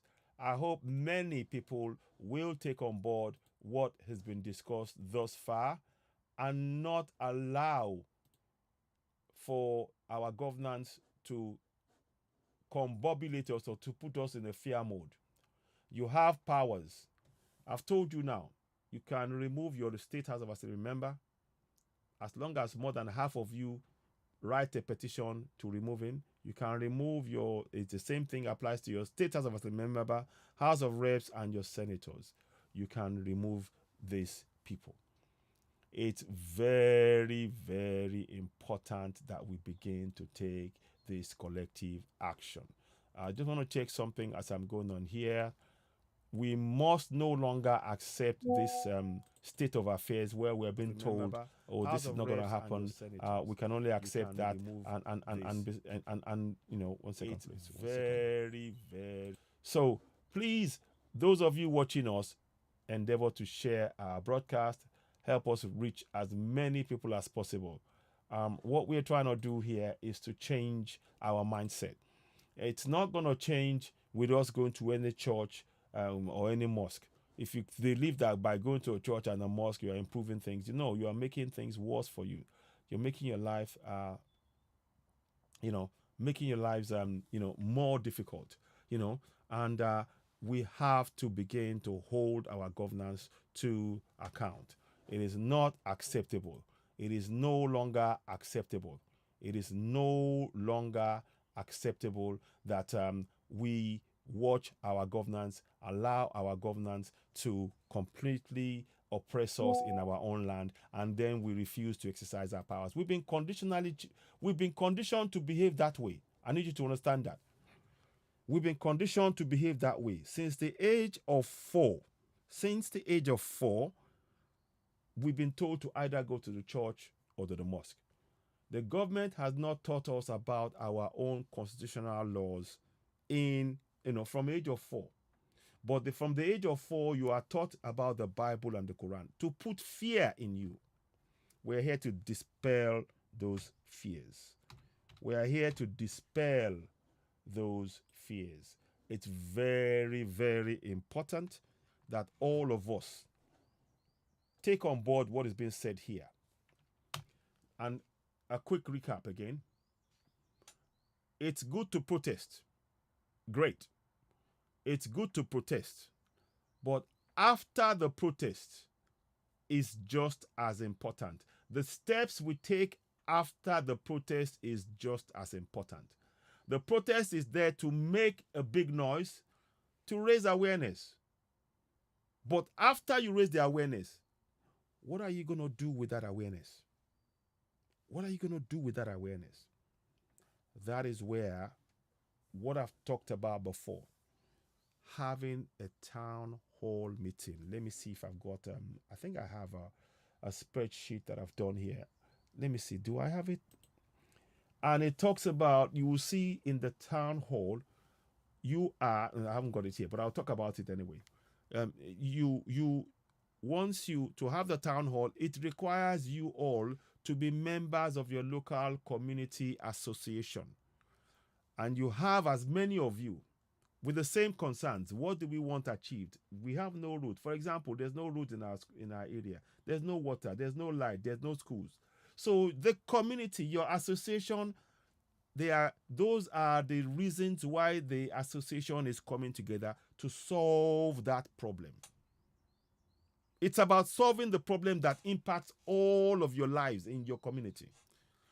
Now, once you have the community association, you now make sure that that community association is aware of our constitutional rights, preferably in our own local languages. So every member of that local community association must know the section 14.2a and 14.2c of the Constitution. You must know it. You need to practice it, because that is the tool that will unlock the door, that will make it impossible for your local government chairman, your state House of Assembly member, your House of Reps, your senators. It will make it impossible for them to walk away from you, because they will have to answer to that Constitution. They swore on oath to serve the community. And now when you are asking the question, you are making them serve the community. And without us asking them those questions, they will do whatever they like. So we need to reset our brain. I know that the church and the mosque has been put in our brain since the age of 4. We need to break that down. We must break that down in our communities. We must make sure that right now we have a plan of action. So I'm going to write something up. Plan of action. Protest about our concerns, number 1. Step 1. Step 2. Organize ourselves after the protest into community associations. Identify our areas of concern. Write a letter demanding the attendance of the local government chairman, state House of Assembly, House of Reps, senators, governors to the meeting. At the meeting, you read section 14.2a to them. That state in Yoruba, I'll do it briefly. Ìjọba jẹ́ ti àwọn ènìyàn Nàìjíríà láti ọ̀dọ̀ ní tìjọba nípasẹ̀ òfin orílẹ̀-èdè gbogbo agbára àti àṣẹ rẹ̀. Which means in English, sovereignty belongs to the people of Nigeria, from whom the government, through this constitution, derives all its powers and authority. You read that to them as they're sitting down. Now, once that's done, we welcome, you read it to them. The next step, you now place your concerns before those you elected, that you were elected or were appointed to serve you. And you have that right. And they must answer you because of section 14.2a. You are a sovereign and you have the right to hold them to account. And they cannot refuse to attend town hall meetings. They cannot, because you elected them. This is really important. Now, you have the right at that meeting to ask them how much has been spent on the project, how much is left, who are the contractors, how much has been spent on building, how much is the contract for the total budget for the roads, the contract for the roads, who are the contractors, how much work they've done, what's the balance. They have to come back and give you answers. And we need to begin to do this on a monthly basis in every community. That's what happens in the countries that you see abroad. It's not by magic. We put our sweat and guts into this. You put your sweat and guts into this. So you see what I'm saying? Now, once you start asking that question, if they don't have the answers, you give them a time. We give you 1 week. You come back and report back to us at the town hall meeting that we're going to organize, and and they will have to do it. When they are having to answer your questions every week, every month, they will sit tight. They will sit tight. We need to change our mindset. My people say they fear too much. We fear for the thing we no see. We always get reason to fear. We no one die. I get one house. Mama dey for house. Papa dey for house. So policeman go slap your face, you know go talk. Army man go whip your nyash, you go they look like donkey. And so on and so forth. May so rest in peace. Fella the visionary. I want you to know, right now, we have hit the wall. Right now, our communities have hit the wall. The only place to face is to face those in government. People are suffering. People are hungry. People are not able to eat. But they are so afraid of their government. And here, I'm going to say something I want to remind you. You have the power to recall your state house of assembly. You have the power to recall in fact, what am I talking about? You have the power to recall your local government, your state house of assembly, your house of reps, your senators, your governors. You have those powers. The question is, are you coming together within your community enough to exercise those powers? Those in government, they have occupied your mind with the church and the mosque to keep you from ever exercising those powers. So, many of us, yes, it's good to talk about the failings of the church and the mosque, and I've done that, but we need to focus on getting our communities to use the powers we possess within our constitution to hold our governors to account. I'm here to tell you, you cannot break free from Nigeria. Thank you very much, my sister. Thank you. You cannot break free from Nigeria without participating in this process. I don't care who you are. I say it. I want Yoruba nation, but if we don't participate in this process, forget it. You're not going anywhere. You will just look, our backs are against the wall. The question we need to ask ourselves is, are we going to confront our governance, exercising our powers? I'm not talking about fighting, no. I'm talking about using the powers within the constitution. I've told you now, all of those in government, you can recall them. The names are mentioned. Your local government chairman, you can recall. Your state house of assembly members, you can recall. Your house of reps, you can recall. Your senator, you can recall. Your governor, I firmly believe you can recall. Let me just check that. I don't like to just speak, without backing up what I'm saying. We cannot afford to ignore the powers we possess and be praying nonsense prayers, frankly, nonsense prayers in any church or in any mosque. Like fella said, take your mind out of any goddamn church, any goddamn mosque. Take your mind out of that place because it's occupying your mind and preventing you from holding your government to account. Fact. So let me just check quickly. I want to see what the governors. I think there is a process to recall the governor. I want to read that to you as well. Because what we need to do is to empower ourselves. If a community, ask yourselves within your community today, how many times do you meet in your community on town? Do you have a town hall meeting with your representatives? How many times? How many times? If you are not organizing town hall meetings, if you are spending more time in the church or the mosque than within community issues, your community will not function. Pure and simple. It will not function. So we can complain, and you see, when our community functions, those who are going to go for that position, they will go, me, I know they go, they go ask me questions. They go ask me questions. They go, I have to, But they know that we are not asking them questions. And they conditioned us to do so by going to the church. If we keep going to the church and the mosque, we are allowing the government to control us and keep us impoverished. They are theaters. The church and the mosque are the impoverishment centers. I say it on apologetically. The church and the mosque, they are centers for impoverishment.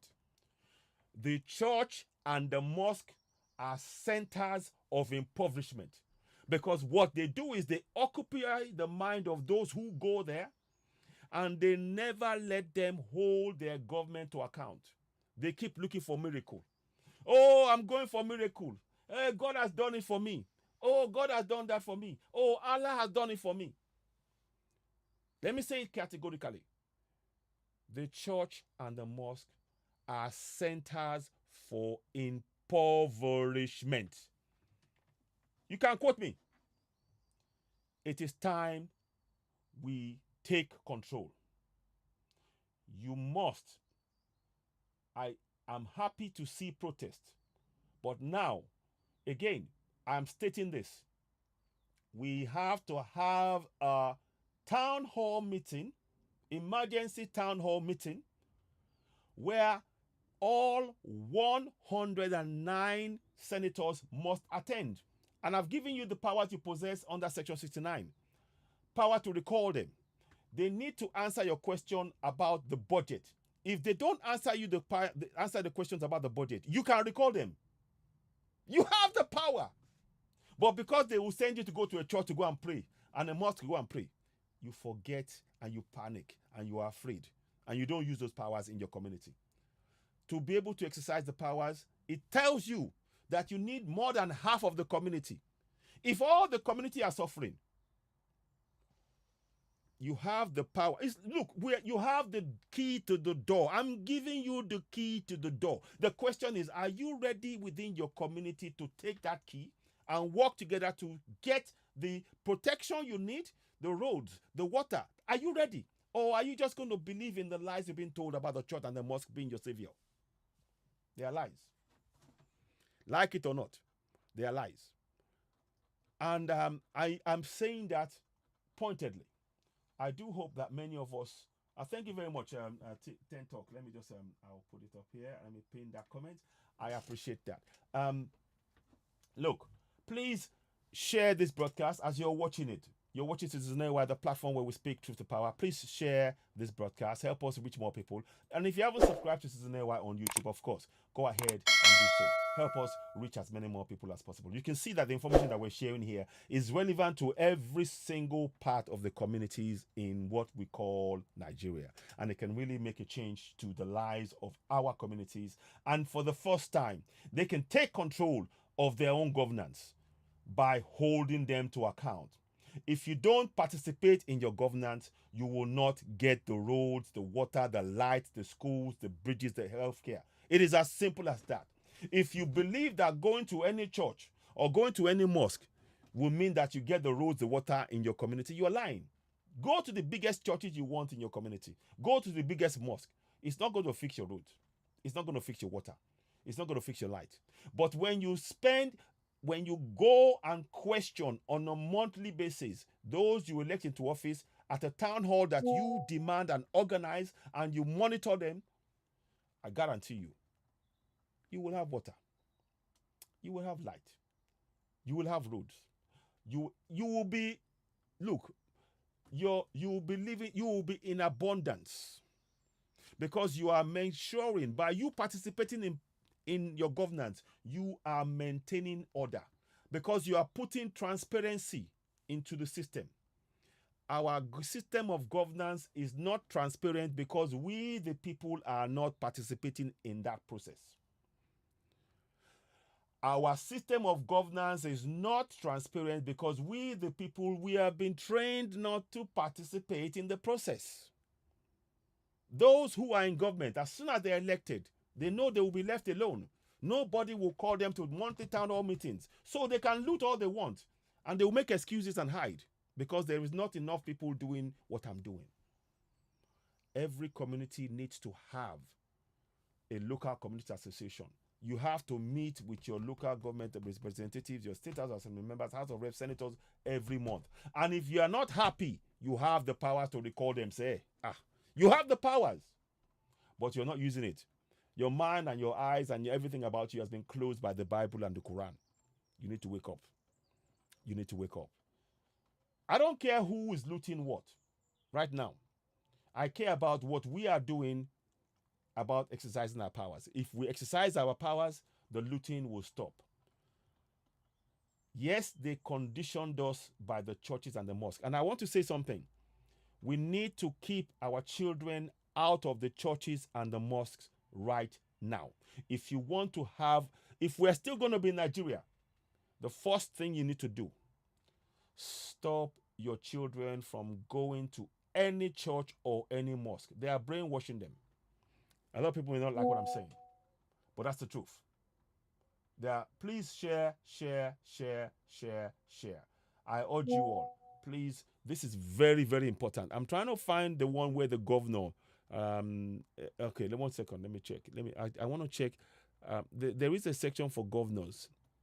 I believe they can be recalled. I can't quite, but I've told you section 110 for the state of assembly members. Okay, good. Here we go. Governor. We're going to put the governor up. I'm trying to show you the governor can be recalled. And all of this we need to put. I'm going to highlight this section in that you can use. I'm going to do a special pack. A special pack that's for local governments. So that you know that the powers that you have immediately to recall anybody. Anybody. You have that power. You have it. What we need to do is to exercise it and encourage our community to come together. If we don't exercise those powers, we will continue to suffer.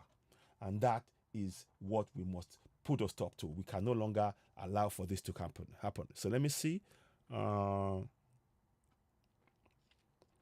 Here we go. Let me see. 1 second. No, hang on. Okay.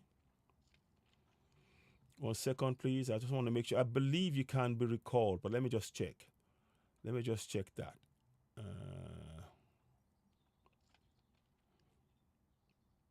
I'm just trying to make sure. This is the governors that I'm looking at here.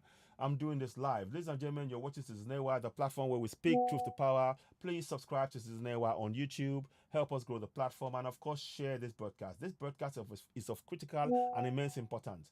If we're going to build better communities where there's going to be safety, water, light, roads, schools, bridges, healthcare, safety and security, we need to encourage our people in all our communities to participate in their governance first and foremost. It will sound difficult, it may seem daunting, but we must encourage them and we must provide as much information for them to be able to take action on ground themselves as communities.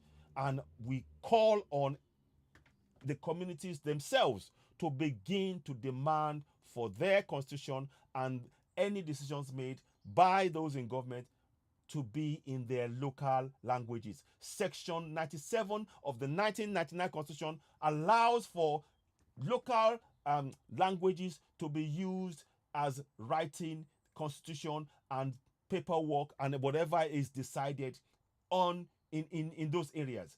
We need active, consistent, non-stop participation.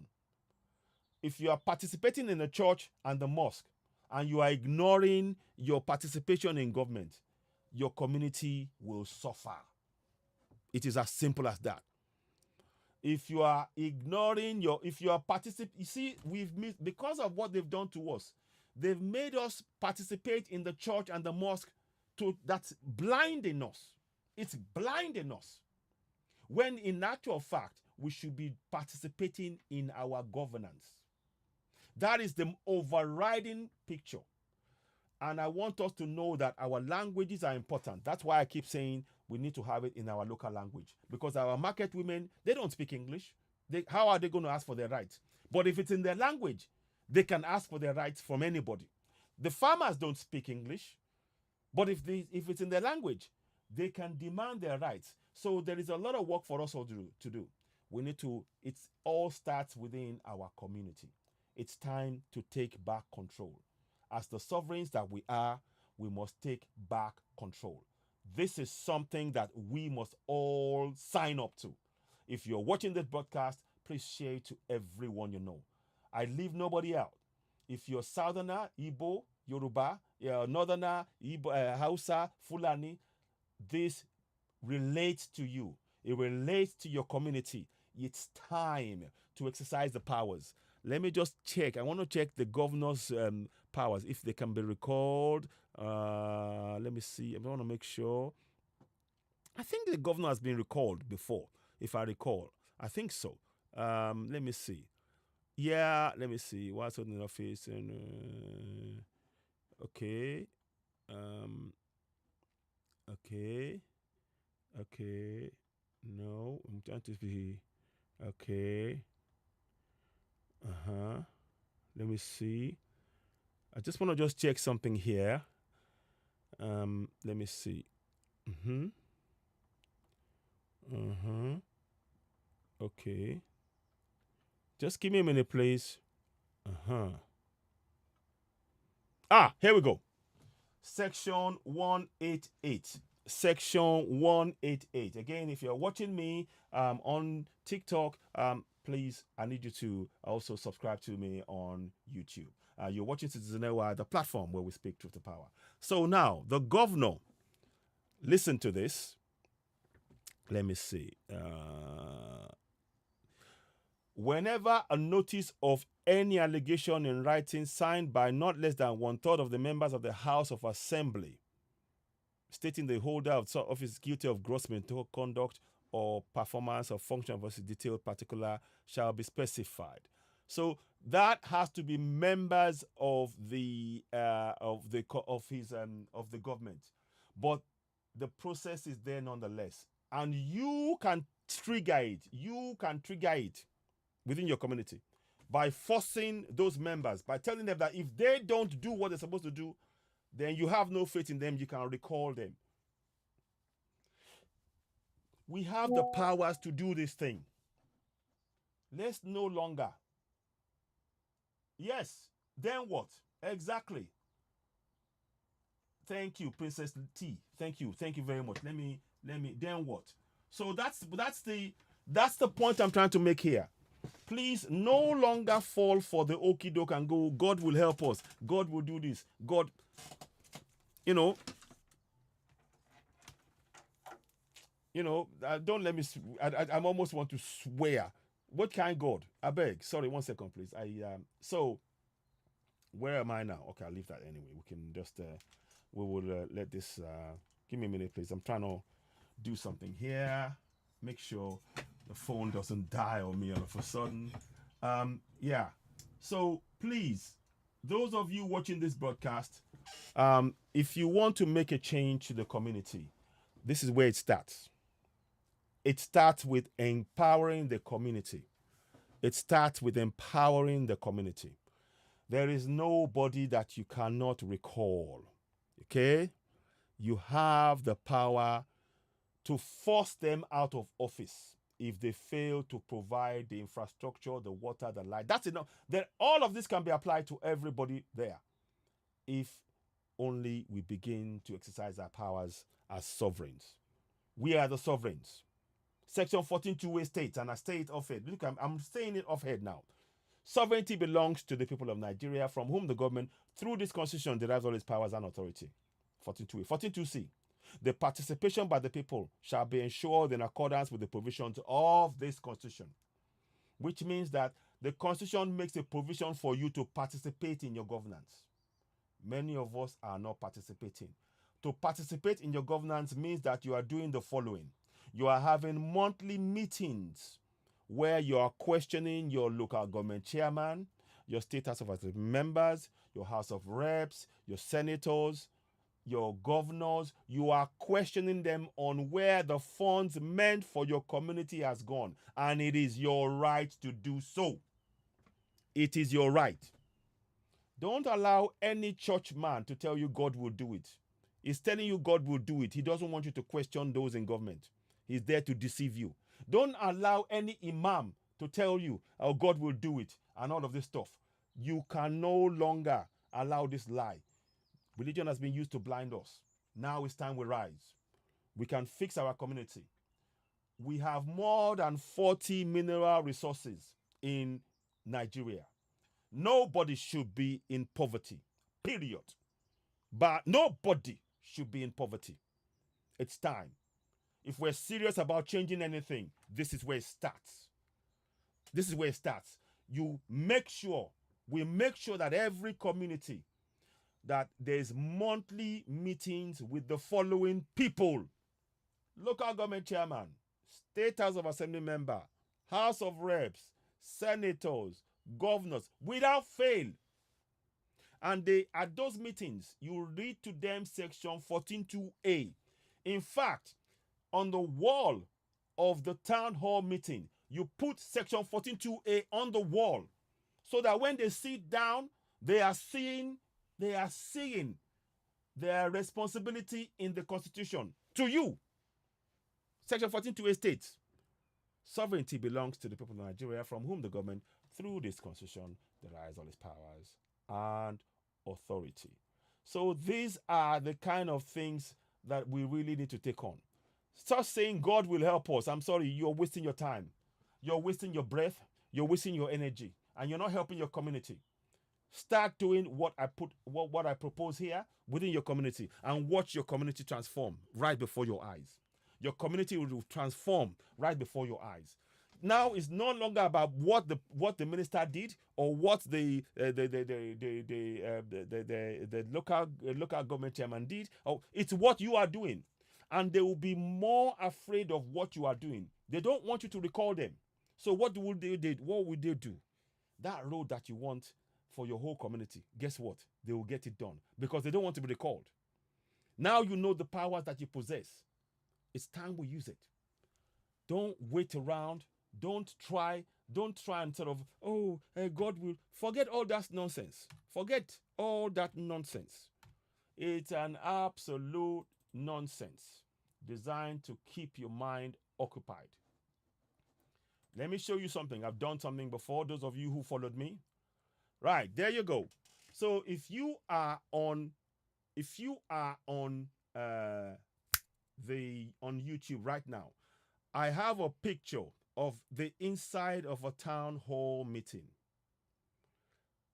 Behind those governors, local government chairman, state house of assembly members, house of reps, and all of that, behind them, there is the writing on the wall above them.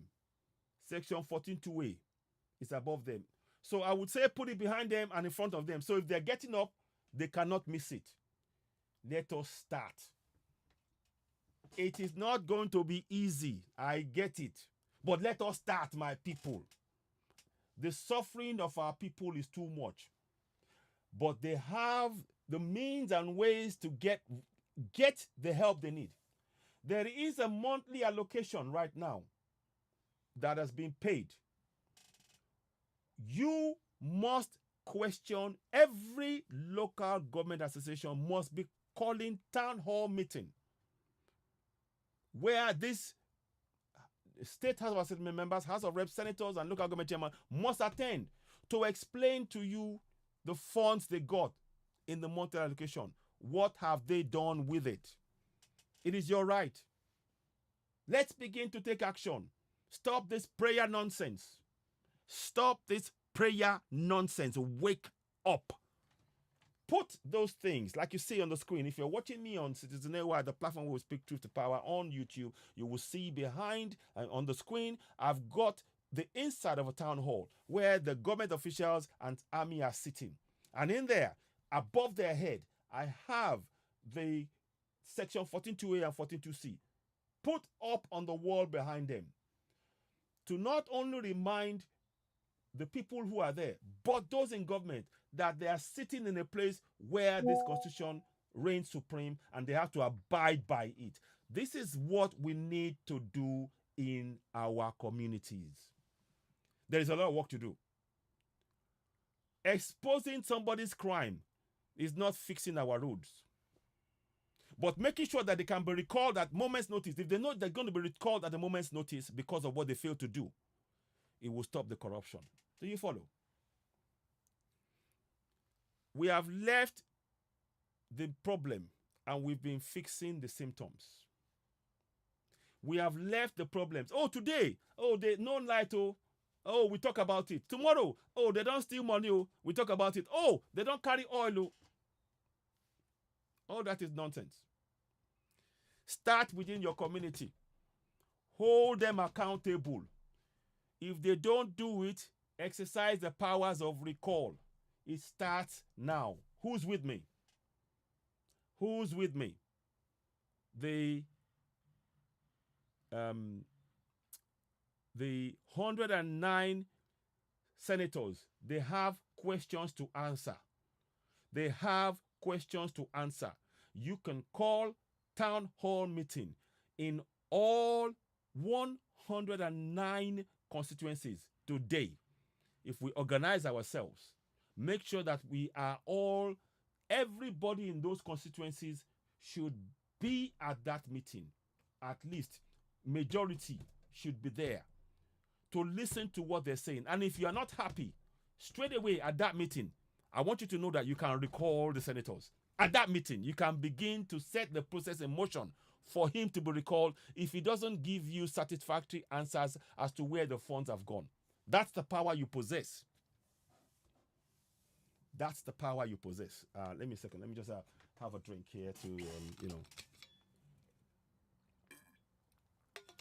Please share the broadcast. You are, of course, watching Citizen AY, the platform where we speak truth to power.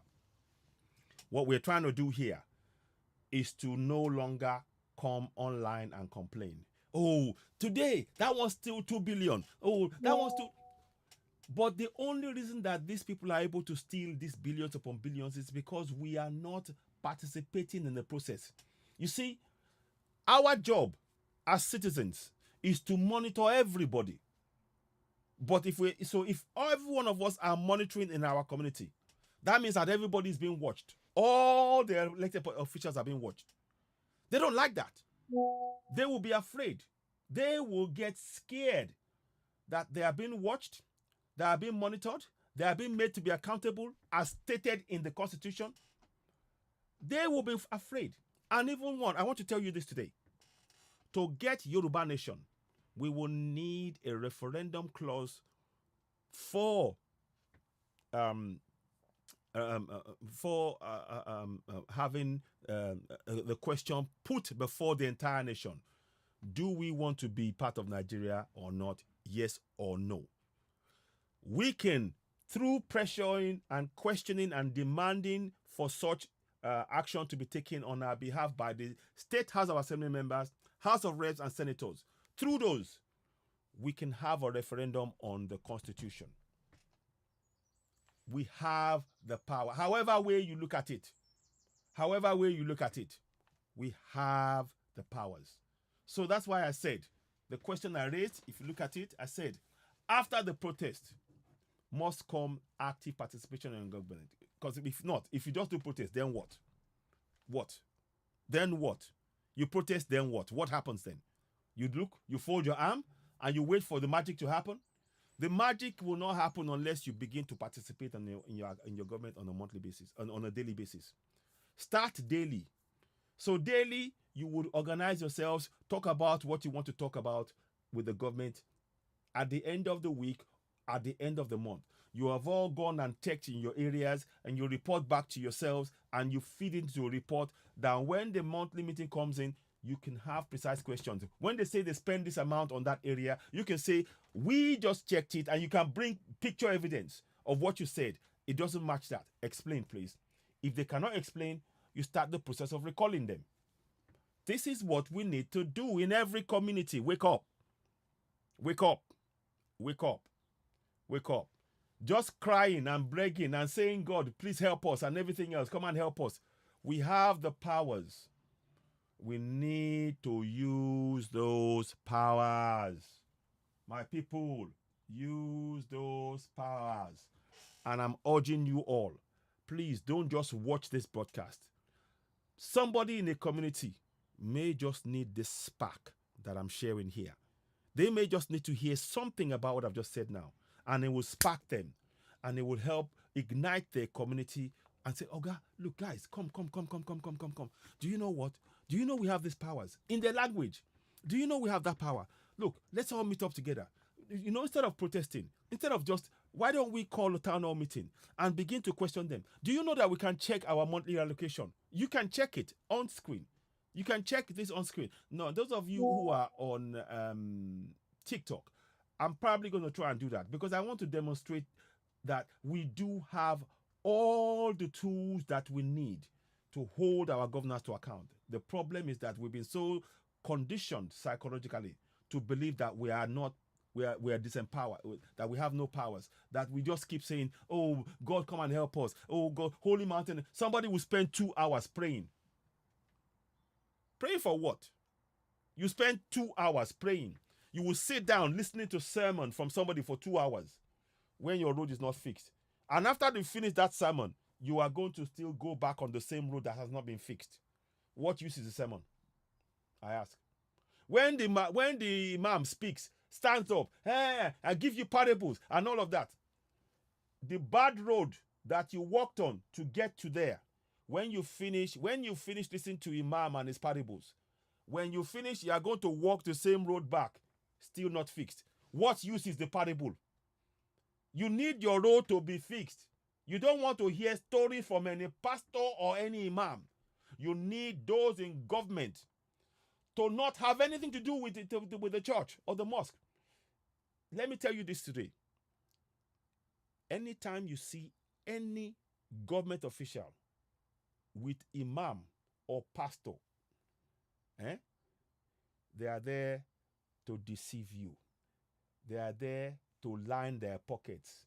They are making sure that you never wake up in your community. So go and look at all your government officials. How many of them are allergies? Start with that. Once you know that your government official is an allergy, your community won't work. Once you know that your government official is a part of a high-ranking official in the church, your community won't work. They are working together. I'm giving you the real insight. That is what's going on. The more religious your leaders are, the more corrupt they are. Did you hear me? The more religious your leaders are, go and look at them. They are praying in the church. The more they pray, the more they go to church, the more insanely corrupt they are. And you cannot trust them, whatever they say. What you can do is to hold them to account. So that's why I'm saying to you, it doesn't matter what they say to you about, I'm going to fix the light. We're working on this. I promise you this. No. You need to hold them up to account on what is happening within your community right now. Let us organize our communities. This is not time. And when we organize our community, guess what? we can begin to put pressure on them. This lack of insecurity is right now, every community should be having a town hall meeting organize a town hall meeting to call your local government chairman, state house assembly members, house of reps, senators, governors to a meeting and say, why is there insecurity? Why is there no security?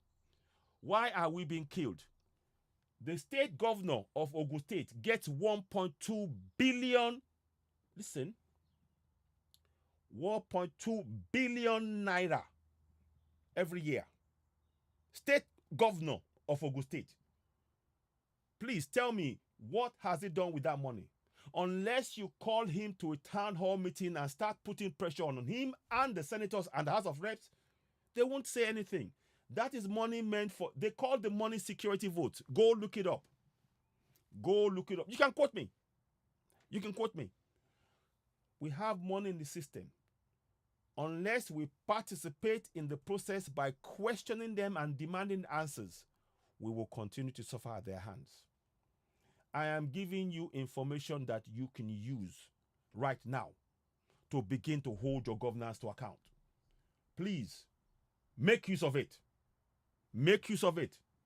Share this broadcast. If you're watching us, if you've shared this broadcast on TikTok, thank you very much. Share it again. If you're watching us on YouTube and you have shared this broadcast, share it again. Let us reach as many people as possible. And even afterwards, when I finish the broadcast, and you could please share it. Share this broadcast. Because what we need to do is to wake our people up. We have been put to sleep for so long that we don't know our right from our left. We've been lied to. The other day, I found out, I just uncovered, we have a Yoruba calendar with only 4 days. In those 4 days, we're meant to be worshiping our orishas.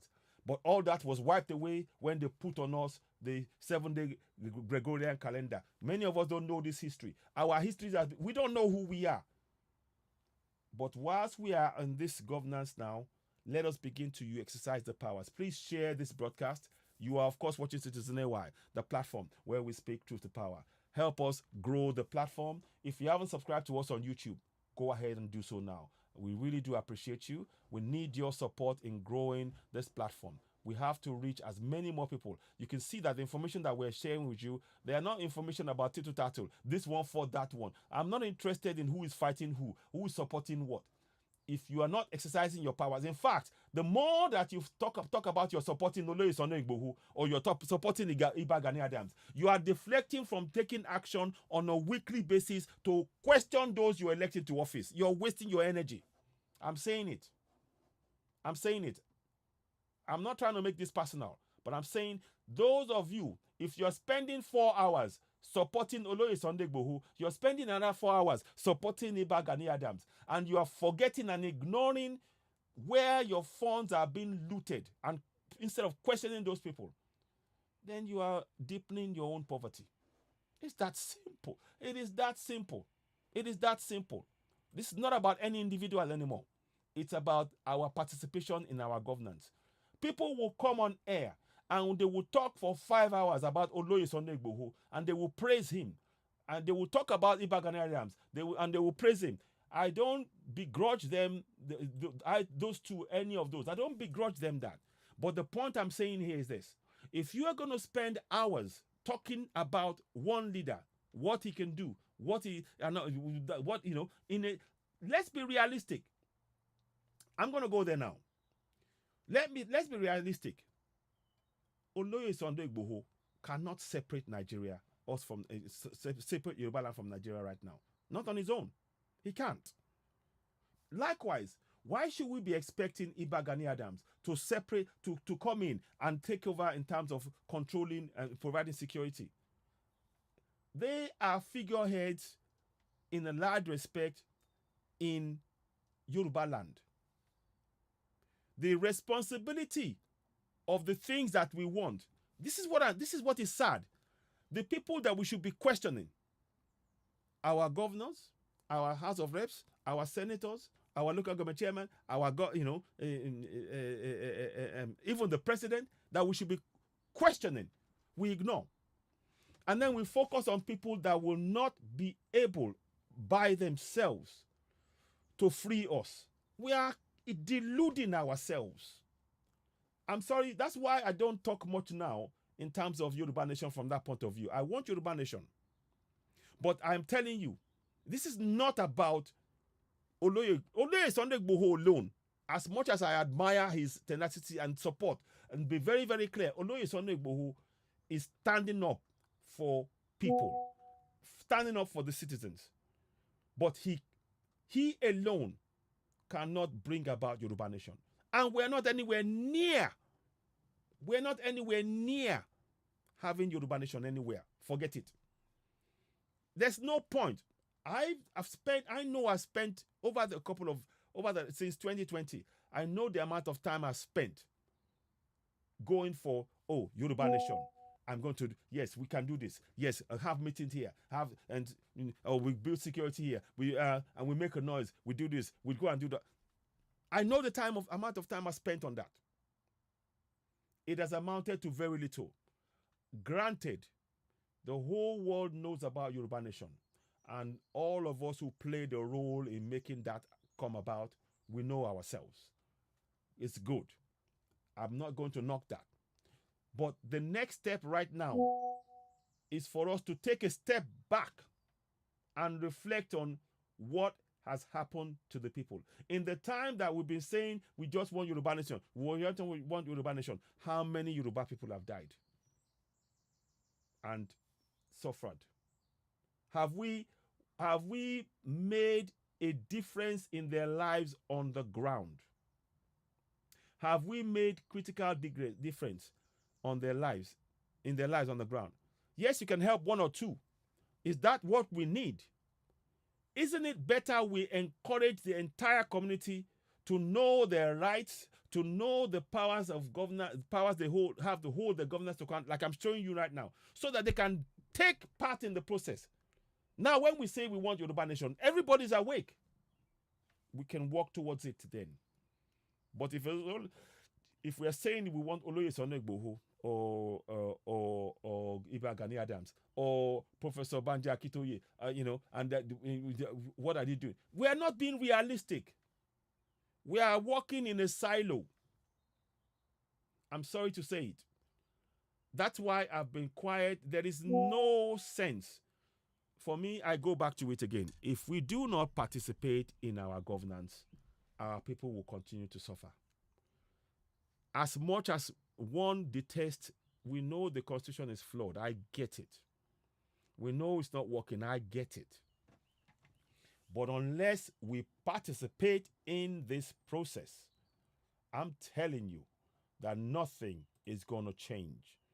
And I take this opportunity to ask you all, look at this. We have to re-strategize on Yoruba Nation. And I don't leave anybody out. It's time to re-strategize totally on Yoruba Nation. What are we trying to achieve? Can we really achieve Yoruba Nation right now? Can we? Can we really achieve Yoruba Nation right now? As things stand. In the last 2 or 3 years, is there one place in Yoruba land that is now saying, okay, it is what we call, it is where we are Yorubas, there's no other government there that is being run by Yoruba Nation? Is there? Let us ask ourselves those questions. What have we really achieved? Is there one community where there's hospital that's taking care of people right now? Is there one community where they have complete roads? If we're talking about Yoruba Nation, is there one? Security. Is there one community that is safe as a result of our Yoruba Nation? Let us ask ourselves those. I know these are difficult questions to ask. I know. These are difficult questions to ask. But we need to ask ourselves those questions. If we truly answer those questions, and I want to appreciate everybody that has played a part in what we now know as Yoruba Nation, to bring it to the consciousness of millions. Professor Banji Akintoye, in no small part, has done huge work in raising awareness. many names. Fatai Yakiri Oguribido, my brother, Professor, Pastor Okebioro C, Erelu, Frank Bello, Akogun,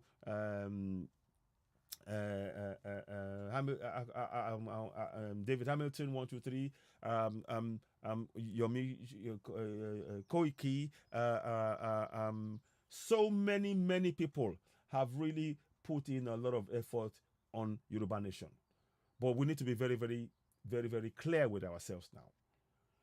If we are talking Yoruba Nation and our people are dying, then we failed.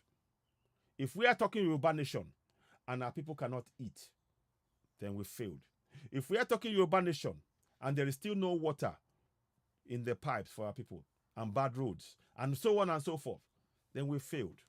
Because ultimately what Yoruba Nation is about is to ensure that we have a nation where things are functioning: water, light, road, schools, bridges, healthcare, safety, security, and all of that, so on and so forth. Where there's peace, where we speak a language, where there is, where we feel a sense of pride about our nation, Yoruba Nation.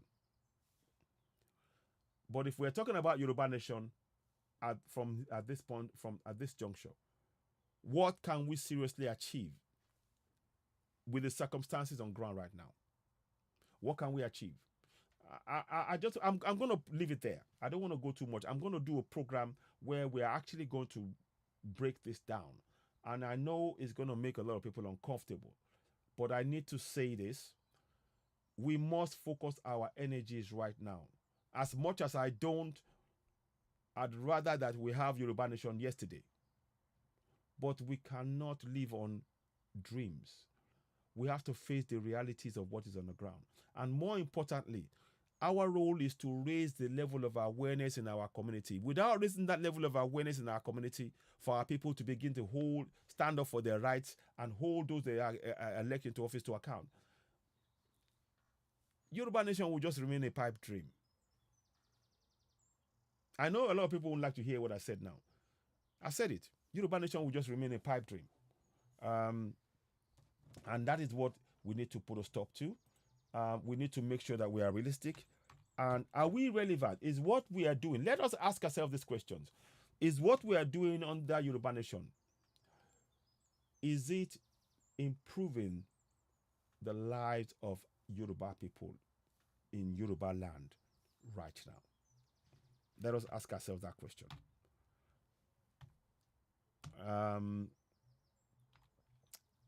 This is what we need to ask ourselves. Is it? Because when we're having meetings and this one is talking about and you're calling, and we need to have a certain decorum about how we do things now. When we reduce ourselves to a situation whereby it's about abuses and this and that and all of that, and not really, then I'm sorry, it's beginning to sound to me like we're just sort of crowd chasing. And that's not really what Yoruba Nation is about. Yoruba Nation is a real commitment to seeing Yoruba land where we speak our language, our culture, where there's prosperity, safety, security, hospital, roads, water, light, all of the above. That is what should be our priority. But right now, there is so much discourse in Yoruba Nation that it is just a talking shop. I'm just going to be, it's a talking shop. We're talking, no action. What I've just proposed now in terms of what the communities can do, let us take that on board. You may not agree with me. I understand. Fine. I get that. I get that you disagree with me. But at the end of the day, what meaningful impact have we done that has improved the lives of our people, that has manifested itself in the infrastructure within Yoruba land? What meaningful difference have we put in place? That's the question we should ask ourselves in the cold light of the day. Let us ask ourselves that question. and what is going to be our real answer. And I believe, I suspect that many of us will not like what we hear back from our own selves, let alone somebody else. Yoruba Nation is just become just a talk. And we do not, I for one, do not want Yoruba Nation to remain a dream. No. I want it to be something that we can work for. Something we can work towards. Something that we can, really get our people to get behind, and really, use that as a motivation in actually participating in the governance right now, knowing that the ultimate goal is to achieve Yoruba Nation. I'd rather we do that, and I'm being very, very real right now. The reason why we're going for Yoruba Nation is because things are not working. And our governance and the system of governance has actually not functioned because of how the system has programmed us as people to be reliant entirely on the governance and prevent us from actually exercising our powers as sovereigns to hold our governance to account.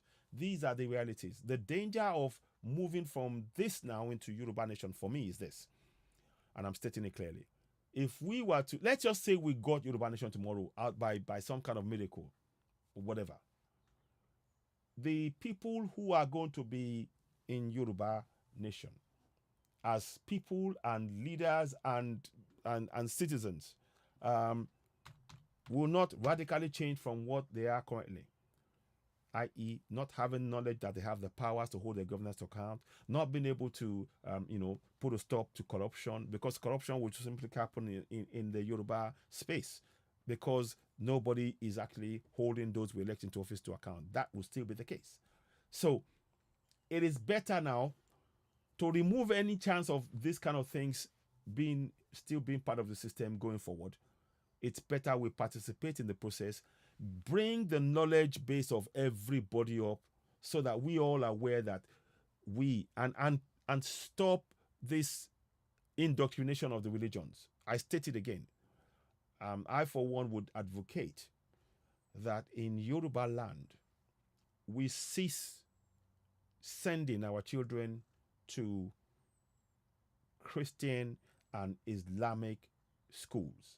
They are brainwashing our children and disempowering them. When they grow up, they are so conditioned to not question those in government that they will rather live impoverished and die impoverished rather than hold those they elect into office to account. That is indoctrination. I'd like to know what Yoruba Nation, myself, I'm asking myself this question, what we've done to address that. What have we done to address, this innate sense of this helplessness, this thing of power. I've seen so many people, we talk about Yoruba Nation, and I see them deeply religious, both Christian, both Muslim. And I ask myself, why is this the vision of Yoruba Nation that you're painting? And is it manifesting? This cloaking this thing in this religion that has, like I said, I'm going to show you something. Those of you who are watching that, do you agree that? 1 minute. Let me see.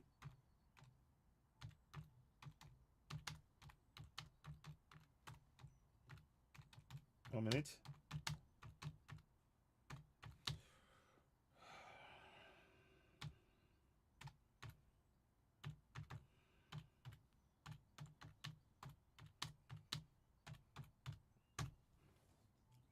Okay, 1 minute. I'm just trying to check something. Yeah, get that participation of the people in the governance is a must. Okay, just want to make sure. If you're watching this anywhere, please do share. Do share it. Leave a comment. This is a very, very pivotal discussion that we're having here. You know, our people have been disempowered. And many of us, even, I want you to know that even those of us who are abroad, we are disempowered because of by virtue of the fact that our people that we're trying to help are not able to, um, with amount of money and resources that with at our at our feet, that our people are impoverished, and that impacts all of us. No matter how rich you are as an individual, a Yoruba man, you are poor because when you think about your home, you cannot comfortably say, I want to go to Yoruba land and I use a hospital there. You don't have confidence in it. You don't know, you cannot say that there's safety and security in Yoruba land. You cannot say the schools are good. You cannot say that, our history is being taught. What is it that you can be proud of in Yoruba land right now? So, to be able to hold all of those things, I think we need to radically look at how we do things. These factions among ourselves is something that I really think we need to knock on the head. The governance is the governance. And I've had people tell me, oh, Citizen AY is talking like this now because he's got money. He's got money from the government. I just laugh when I hear that statement. The government has given me money. I can tell you categorically, there are instances where they've asked me, what is the situation? What do I want to see? What do I need? And I've said, I'm saying it categorically, I need to have good roads, water, light, hospital, safety and security in my community. You give us that, that is all I'm interested in. And, I stand on that. So any talk about money changing hands, you will never find me there. I'm sorry. I don't believe, because money is an illusion, but that's another story for another time. Right now, what I want us to do is to empower our people in our communities. We have to make sure. Think about this clearly. Really listen to me now. Our people go to church and mosque every week without fail, even as they are starving, every week. I know some of them are beginning to wake up from that, thankfully. They put so much energy in that. But yet those churches and the mosque are not, they don't care how they get there. As long as they're there and they will put some money. And the road, like I said, the road that they traveled, with the bad roads, with the, no lights, no safety, to get there, it's the same road they will go back. So I ask you, of what use is the prayer? Those of you that are going to this church and mosque, when the roads are just like you left them when you went into the church, and you come back and you're going and you keep doing that again and again. Isn't it better that we exercise the powers that we have as sovereigns and hold those we elected to office to account by participating? And the participation means you are questioning those you elect into office by virtue of the fact that you are a sovereign and you have that power, and the Constitution confers the power to participate in your governance on you. It's in there.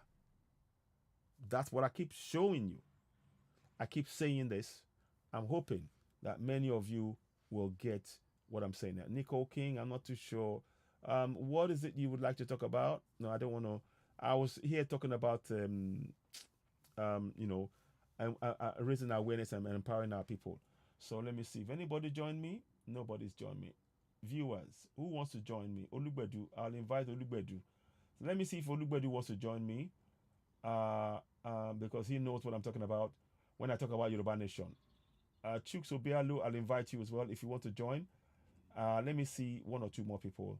Then maybe, because I need to be bringing it to an end. Yes, my brother. Okay, maybe you might not join me live. I understand, but that's okay.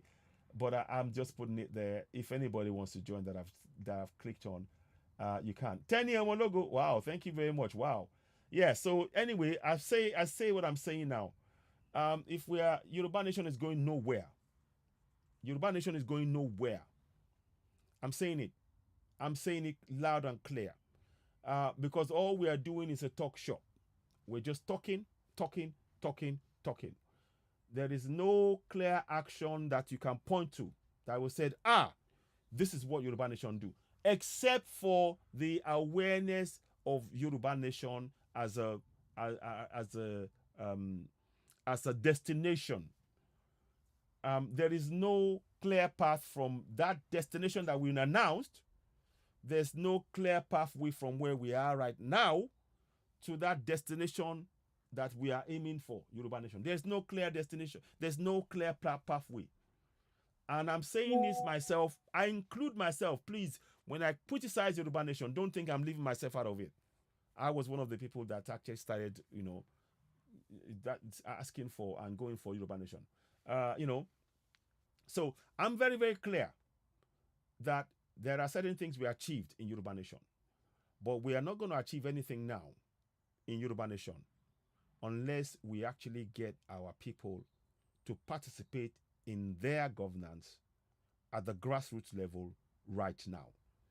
Because we will need those same people to now take on the task of Yoruba Nation themselves, independent of you and me. Because they now see the vision. And the more the people who are at home, for me, once they start the process and they see the results, they will push for this more than those of us who are abroad. We are placeholders right now. Those of us who are abroad, we are placeholders for the people who are at home until such a time that they wake up and take on that task. We are just placeholders for them. That's my view of it. And there's nothing wrong with being a placeholder for them, because right now their voices have been silenced by the system designed to keep them enslaved. We are trying to wake them up. So that's why programs like this is very, very important for us to really understand. You will notice now that I'm not talking specifically about, this person found they stole billions. This person, because that's no, you're just reporting the news. You're just reporting news and talking about it, and that it should happen like this, it should happen like that. You're just reporting news. What we come here to do is to wake up your mind. We go behind why that news. Why is that news happening? And what can you do to stop that news happening is what we're about. The best way you can stop corruption is participate in your governance. Because when those who are in government see the communities as a whole participating in the government, it's going to be very difficult for them to put their hands in and loot, because they know they're being watched. And when you participate in your government, you are literally shining a light. The more all of us participate in our local government, we are shining a light. It becomes impossible for anybody to loot. So what's not to tell you to participate in governance? What's not? That's what I'm trying to get at. The point I'm making here is this. We require our people to be part and parcel of this process. If we are operating in a silo, believing that our way of doing Yoruba Nation is the only way, and we think that that's Yoruba Nation is all we're going to do and focusing on and not, fine. There are people who will spend hours and listen to that. But like I said, you go to church from your house. The road from the church to your house is bad. You go and pray in the church for 2-3 hours. You leave the church. You go back on the same road back home. What's the difference? What's the difference? That is what I'm talking about. What's the difference? And until we seriously, critically analyze what we're doing, I'm not going to join any discussion in terms of Yoruba Nation. Or let's have a meeting. It's a talking shop. The people that we need to take action right now are the people who are on ground. So if people are talking about discussions as to how to empower the people to know, let them know what I've just said now. I've just shown you section 110 gives you the power to remove your state House of Assembly member. I've shown you section 69 gives you the power to remove your state House of Reps and Senators. I've shown you in how the governors can be removed. And I even told you by putting pressure on the senators and House of Reps to move, and the state House of Assembly members to remove their governor because of failure of funding, using your powers. You can do it. You have these powers. That is how we help our people. Yes, it's good if you can give money. It's good you can buy food. I applaud that. But what we are trying to do is, for how long? We can no longer continue to give fish to our people. I keep saying this. What we need to do is to teach them how to fish. In getting them to exercise their powers of sovereignty, they take control of that situation, and they will never have to be hungry for their lives or their coming generations' lives. That is a powerful thing to aim for. So if any discussion is going on that's going to be framed around how we're going to empower people to participate in their governance to get the long-term goal of holding them to account and devolution of powers and referendum, count me in. Then we can have that discussion. But to say we are going to talk about Yoruba Nation, this one is that, and I've just told you now, you're going to talk about Yoruba Nation, fine. What are we doing about the fact that security votes in the hands of the governors? 1.2 billion for Ogun State, 1.2 billion for Oyo State, 14.7 billion for Lagos State, 1.2 billion for Osun State, 1.2 billion for Ekiti. What are we doing about those funds that is meant to provide security? Why are we ignoring that?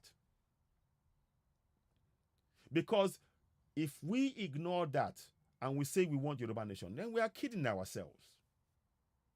We are kidding ourselves. That's what I am here to really talk about. If we want to just talk and say, oh, we want Yoruba Nation, imagine, so we got this, and not, fine.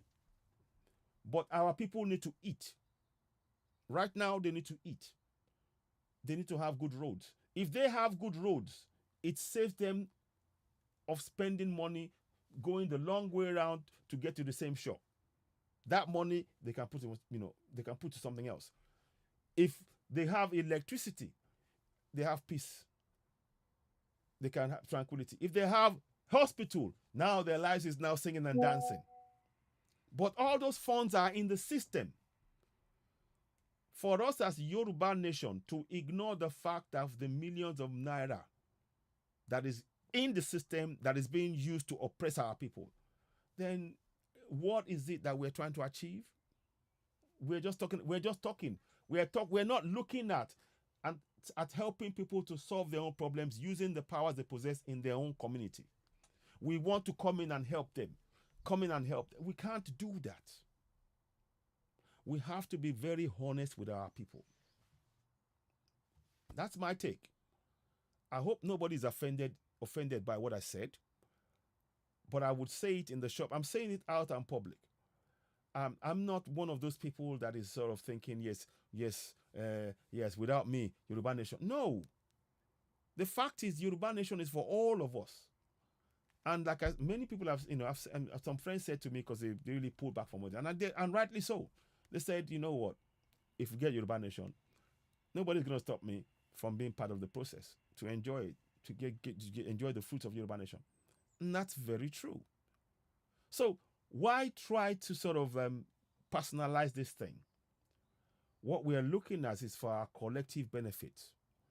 And if we can remember that this is about our collective benefits, and then we channel our energies towards making sure that every community is supported And this is not always necessarily, this is not about finances, because the finance is in the system.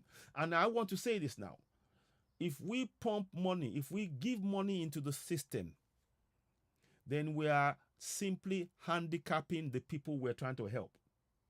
I know people will, it's counterintuitive when I say this. If we give money into the system right now, oh, here, we'll help you.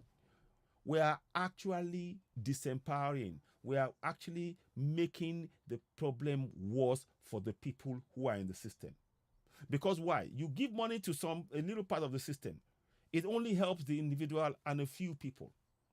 But if you focus on making sure that the people within the communities begin to exercise their powers, you help everybody, and you don't have to spend a penny, and they start taking control themselves. That's the reality of what we're doing. We face. The question is, are we committed to this long term mentally? Are we ready to take that step collectively? Are we invested in this trying to lift our people up? Are we clear that for what we did thus far up to 2022, for example, and that's when I started pulling back from Yoruba Nation, was good. We called, we did protests and everything else. But like I said now, in my one of the earlier on, I said, after protest, then what? After protest, then what? For how long are we going to protest? The question now is not about protest. It's about processes. Are you prepared to engage in a system that you're going to put in place to really free our people? Let me see. Somebody wants to. Does anybody want to come in? Do let me know. I will. I am Aquarius. Okay, people have. I don't know who's left. If you do want to come in, you're welcome. Olugbedu, I'll invite you. Bedu, do come in. I want to hear from you. Are your thoughts? And if I saw somebody come in before. She may not answer. Tenny, if you want to come in, you're welcome. We're just gonna talk. Really, it's not about. I think we all have a role to play in what's going on. I'm gonna ask. Oh, she's not there now. Okay, I will ask somebody else as well. But it doesn't matter. If you can join us, fine. If you can't, that's fine. Anointed Kunle Somni. Okay, anybody, I'll invite you all. Those of you who are there, if you have a different view, and the thing is, you don't have to have the same view with me. I'm okay with that. I'm okay with having a different view, different opinion. I'm totally okay with that. Because what we are ultimately trying to achieve, of course, is to really empower our people from the grassroots. We can't parachute in and say we're going to help community by community. The best thing we can do is to give them the tools by which they can free themselves, and that's what I'm trying to really talk about here. I hope this makes sense. There is a lot more work to do. So for me, again, I recap from where I started. The protest in Ondo State about the farmers is very good. But after the protest, then what? Then what? Because there is no point in having another protest, because you've created, the object of the protest is to raise awareness. When you do a protest once, that is the most potent, it is at its most potent. After that, any protest after that, it loses interest. People know what you're about. Even if you're trying to give them new information, they don't want to know it. Now, the question now is, okay, how can I harness that awareness that we created in the protest to move forward in our goal, our aims? Those things require processes. The processes that it requires is establishing town hall, local community associations that will now go forward with list of concerns to a town hall meeting where the elected representatives will have to attend, and then they will table those concerns to them, after letting them know that they are the sovereigns via 14.2a. Sovereignty belongs to the people of Nigeria, from whom the government, through this constitution, derives all its powers and authority. And then that reminds those appointed and elected officials that they are answerable to the people. Now, after that, then the people cannot ask questions. How much was the budget? What is it spent on? Who are the contractors? What is the balance?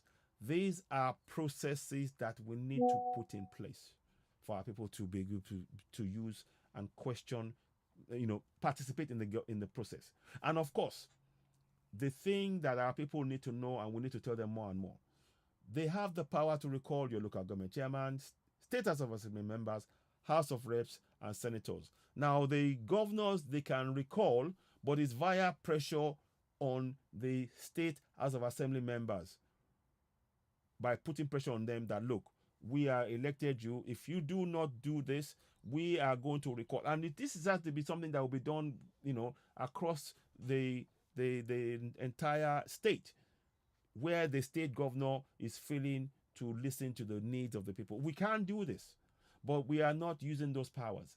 So Yoruba Nation has a perfect opportunity to engage with Yoruba people right now, where the concerns of the people are. We shouldn't be adding to their problems.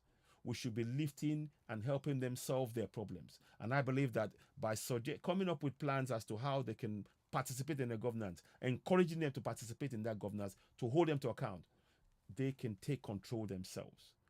That, I think, there is a role for Yoruba Nation to play there. There is a big role for us to play there. And I'm sure that's what we need to do. Because when we play, it's you pay it forward. There's that saying, pay it forward. When you do that, and they start getting the results, guess what? When in future we say we are still keen on Yoruba Nation, are you interested in, what about referendum? Are you prepared to work for a referendum? Guess what? Because we worked with them to make sure they're able to hold their governors to account, they willingly do that because it's for their benefit. There's a role for Yoruba Nation to play in what is going on right now. Of that, I am certain. So, that's me. That's how I look at things. Farmers protest. Great. Then what? That's the question we should be asking. And we need to encourage our people to participate in their governance. I will be doing more and more shows like this. Please do share our broadcast. Leave a comment. Let us hear from you. I appreciate you all for joining and listening to me. Please, what are your thoughts? Leave your own comments. If we are really going to, don't let this be, oh, we just listen and we walk away. If you notice now, the problem, the problems that you see behind me now is a symptom of a failed process.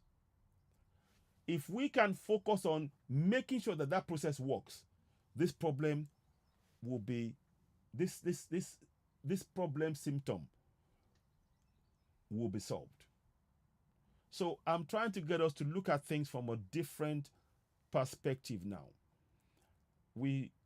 Those of us in Yoruba Nation, we can really engage in this process, get our people, motivated and enthused to really begin to turn the table on their governance. We can do that. It is doable. And I firmly believe that we can do this collectively. But we have to be very, very honest with ourselves. And we need to help our people.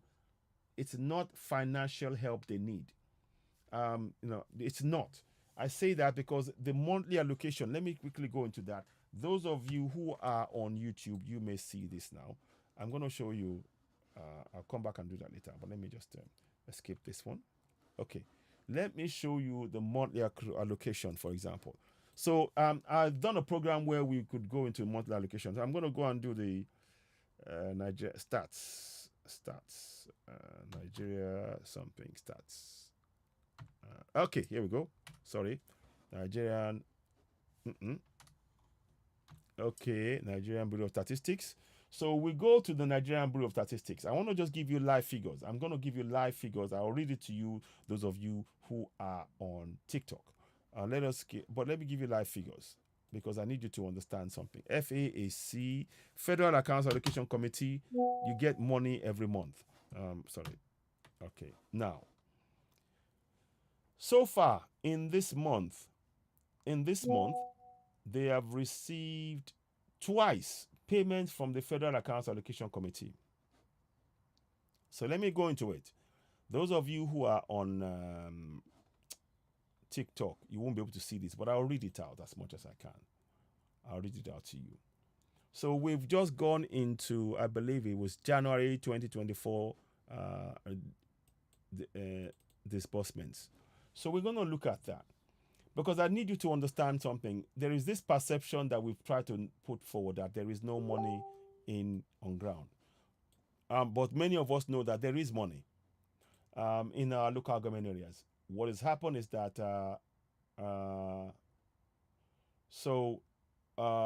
we do need to make you aware that you can check this yourself, and that's what we need to encourage every community. If every community is checking the amount coming in on a monthly basis themselves, they can question them.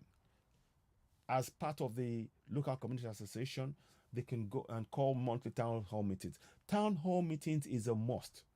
It's not something that is once in a blue moon. This is how you monitor your governance. That's what I talk about in having processes in place. That's what I'm talking about. So let me just see. 1 second. Somebody's typing something here. Let me just do this. I'm just going to try and read through something here.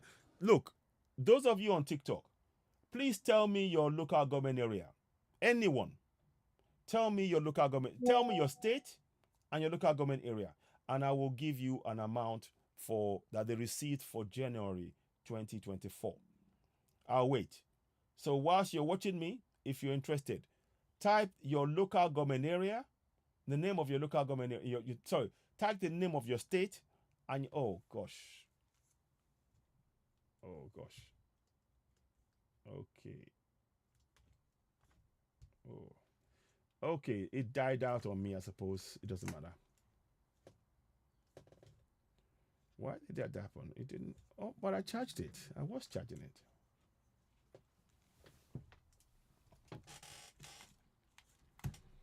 It was charging, wasn't it? I don't know what happened there. So let's see if it comes back for a few minutes anyway. That's odd. That's really odd. So yeah, the phone died on me, I think. So, but we're gonna try and check. So, those of you who are on Facebook, YouTube, please, if you can, tell me your. I suspect it's gonna go out again, but if it does, I will leave it. I'm probably gonna have to round up now. Actually, let me see. I'll see if I can. If it goes away, if it's gone, then I'll leave it. I think it's gone. I think the link between what I did before, I think it's gone. If that's the case, I will leave it. I'm not going to chase it. Let me see. Is it me?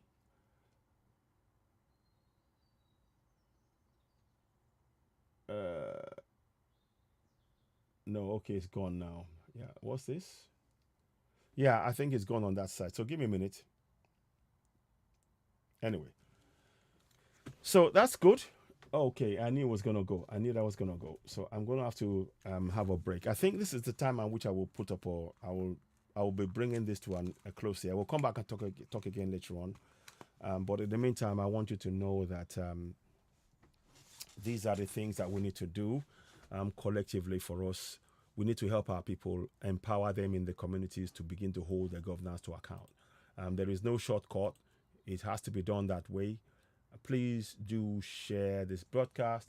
You are, of course, watching Citizen Ewa, the platform where we speak truth to power. Thank you so much for joining us. I hope you found this. Oh, I'll do one thing quickly before I go. Yeah, so these are monthly allocations that are in areas. Let me just pick one. It doesn't. Yobe, for example, Jakusko. Jakukso, you know, it's a money that they're supposed to be receiving. They haven't received it, obviously, but you know, I will. We will leave it at that. Hang on a minute. Let me take that one off. I don't know. I'm gonna have to take that off, and let's see. I don't know what happened, but it doesn't matter. Yeah, I'll have to do it inside. I need to do that. So, Jakuksko, Jakuksko, I think is it. Let me see. Did I say that correct? I hope. Anyway, we have monthly allocation. These are funds that are paid in, and we need to really make sure that our people know these things, and we are aware of what's going on and how it's going on. And you know, sorry about that. Short that. Okay, so I need us to really be aware that we have our people have the power to hold their governors to account, but we need to encourage them regularly, continuously, remorselessly, and relentlessly until they pick up the reins themselves. So that's my take on things. Let me just see this. Please subscribe to Citizen AY on YouTube. Let me see, to Citizen AY on YouTube. I'll do that now quickly.